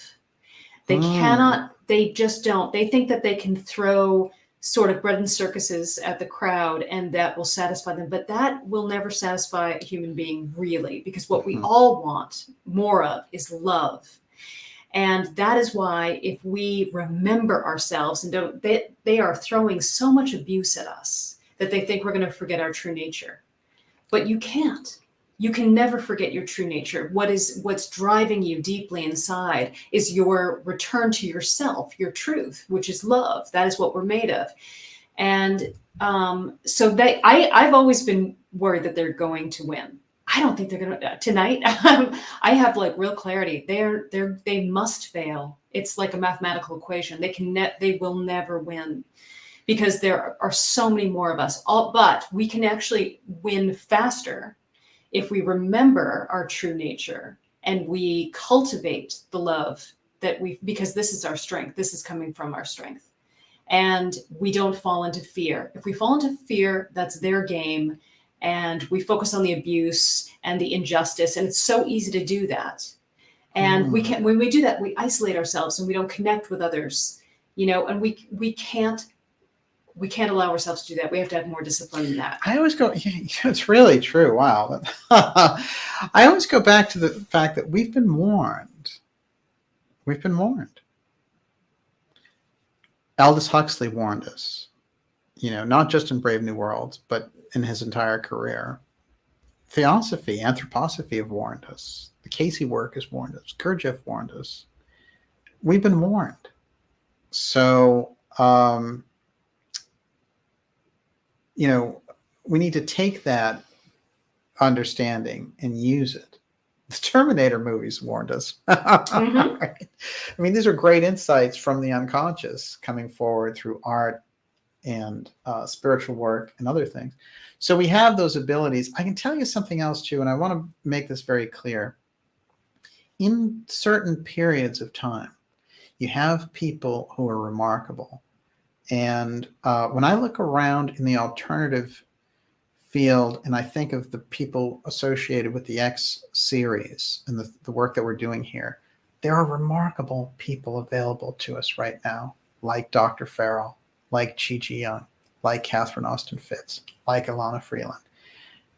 They're there for us. We have that ability. So if we're working in there, I can tell you that when I've looked at different periods of time, I've never seen so many people on that level operating at the same time. If I go back in my own life 10 or 20 years, if you go back a little bit further, those people weren't there. They weren't operational. This is a very interesting door, an interesting window, an interesting opportunity for us. And, I can compare it with periods in music or art or movies, when there were certain types of directors around, or there's certain type of musical artists around. You look at the great expanse of the 60s and the 70s musically. This is a period of time where we get an opportunity to do something very special. So I think we need to seize that opportunity and also get behind the people that are doing it. And with that, Miss Olivia, I think I have so much more actually to go through that I'm going to end on this, which is I mentioned that the CIA agent turned UAP CIA agent Lou Elizondo. A lot of stories have been coming out about him. This one is, will the real Lou Elizondo stand up? And that's what you get with CIA people. They always pack in 3 or 4 different narratives, 3 or 4 different identities. Ufology has never had a character as polarizing as Louis Elizondo's. Controversial status tells us much about where the disclosure movement is today. That's Bryce Zabel. But I think he goes a little soft on him. But he makes an excellent point, which is, that people who are still working for the government need to account to us what they're doing for the government while pretending to be talking to us from an unbiased level. That's the first rule of accountability. But speaking of Lou, John Blake lands shocking memoir from ex-head of UFO program. Just like the HBO bio special coming out, the movie about Lou's life, this is what you get. This is how the CIA moves their narratives through. They have control of the book publishers. They have control of HBO. It's the way it works. Bonnier Books, UK imprint, John Blake, has landed a shocking memoir by Lou Elizondo, the former head of the U.S. government's highly sensitive UFO program. Senior editor James Hodgson has acquired UK and Commonwealth rights, blah, blah, blah. The memoir promises to reveal shocking, never-before-shared details regarding what Elizondo has learned about the unidentified aerial phenomena, UAPs. You mean UFOs? That was the first sign that there was an op going on. Elizondo was recently featured on 60 Minutes, which is already one of the most viewed stories of all time. All right. Following the Pentagon's recent report to Congress regarding UFOs, Elizondo was quoted as saying, "The American people now know a small portion of what I and my colleagues in the Pentagon have been privy to, that UAPs are not secret U.S. tech, that they do not seem to belong to any known allies or adversaries, and that our intelligence services have yet to identify a terrestrial explanation for these extraordinary vehicles. Conversation is only just the beginning." The author spent the majority of his military career as a senior intelligence officer, hunting drug traffickers, terrorists, and spies around the world. So this is where this story goes. These guys roll into the mainstream. Leslie Kean is another one on this front. They want Leslie Kean's narrative. I like Leslie Kean's book about the UFOs and the government, but there's a lot of mysterious things about Leslie Kean, and including the fact that she never mentions Bud Hopkins, who was her former partner that she lived with, and all of his UFO research about abduction.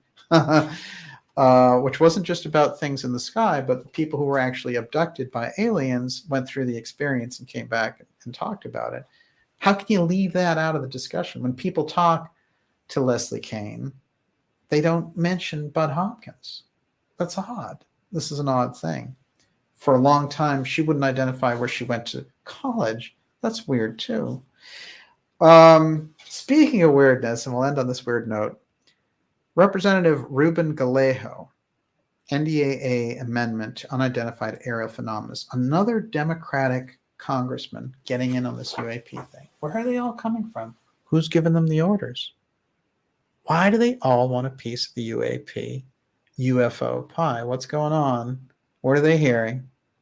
What are they going to get? Passed. Gallego's NDAA amendment on unidentified aerial phenomena. Washington, D.C. Representative Gallego, Democrat, Arizona, today announced the passage of his amendment to the National Defense Authorization Act concerning unidentified aerial phenomena. It is in the national security interest of the United States to know what is flying in our skies. Yeah, but it's been in our interest since 1947. So, I mean, right? You just discovered it now? It's interesting. Whether emerging tech from strategic competitors and adversaries or aerial phenomena. This is another guy we're going to keep an eye on. Gillibrand, this guy, Danica, the whole gang. You just put yourself on our prime investigative research. Congratulations, babe. Terminate the unidentified aerial phenomenon task force. That's interesting. This guy wants to get rid of the task force and start this other thing. He wants the task force to be answerable to the Office of the Director of National Intelligence. That's Avril Haines. Everybody wants everything to go to Danica. Why? The drone queen herself. Maybe John Brennan can tell us. Everyone, thank you so much. Remember, today is the day that they had this event about, Avril Haines and Bezos and all those people about UAPs. So it's the dawn of a UAP century, apparently. But we'll be back here with you next week. I am going to have a surprise interview. It's not a surprise because I just told you, with Dr. Farrell this weekend. We're still working out the details and we'll get them to you. And so watch that newsletter. And it's probably going to be tomorrow, truth be told. And we will see you all with that surprise. And then the following week with the X series. And also there's going to be a JFK assassination series coming up for the assassination anniversary, the 58th anniversary, and we have some new details there. And who knows, maybe I'll talk to Judge Napolitano and find out what he was That would be great. How would you like to quote George Carlin about baseball? Oh, that's putting you on the spot. That's pretty good. In baseball, we were a Caps. What have you got for super chats? Okay, lots of super chatters tonight. Fantastic. Thank you so much. Okay, so light journalist, Gil and Joy R, Tomotak O'Feargal, Do You Feel Lucky, Kat DF, Sheila Fisher, Jennifer W, Stephen, Jim Sarge 31D, Gigi Avi Lynn, a cult fan, Philip K. Dick Film Festival, Eurythmy is Fun, Josh Randall Disavows, Ibn Yahud, Jason Wetzel, Unconscious Zone, Luke Walker, Witch 76, Aximus Row, PRBR, Claire Cranmer, Shazam, and Mark Lane. I hope I got everybody in there. Thank you. Wow. Fantastic. Well, we really appreciate your support on this. And it's really helping us to bring these shows to you. And it makes a great difference for us, for you to kind of go to bat and get behind us. We really appreciate it. And to all our subscribers, thank you. We couldn't do it without you. We'll be back with a surprise interview with Dr. Farrell this weekend, probably tomorrow. I'll find out soon and send you the newsletter. Make sure you're on that newsletter list and don't miss it at darkjournalist.com. We will see you all this weekend. And let me do a couple of shout outs here. Gigi Abby Lynn, it's great to see you. Olivia Wingsgirl, look at that. You're a star. Luke Walker. Bravo, Olivia. Nicely done. I'm going to put up the BitChute link. For Dr. Farrell? Sure. Yeah, we got part 2 on there. Part 3 is still on the website for members. And they took that they try to take that video down, but we got around them. Gushara, it's great to see you. Frank Monday, good to see you, sir. Luke Walker, Jay Mallet. Excellent. Josh,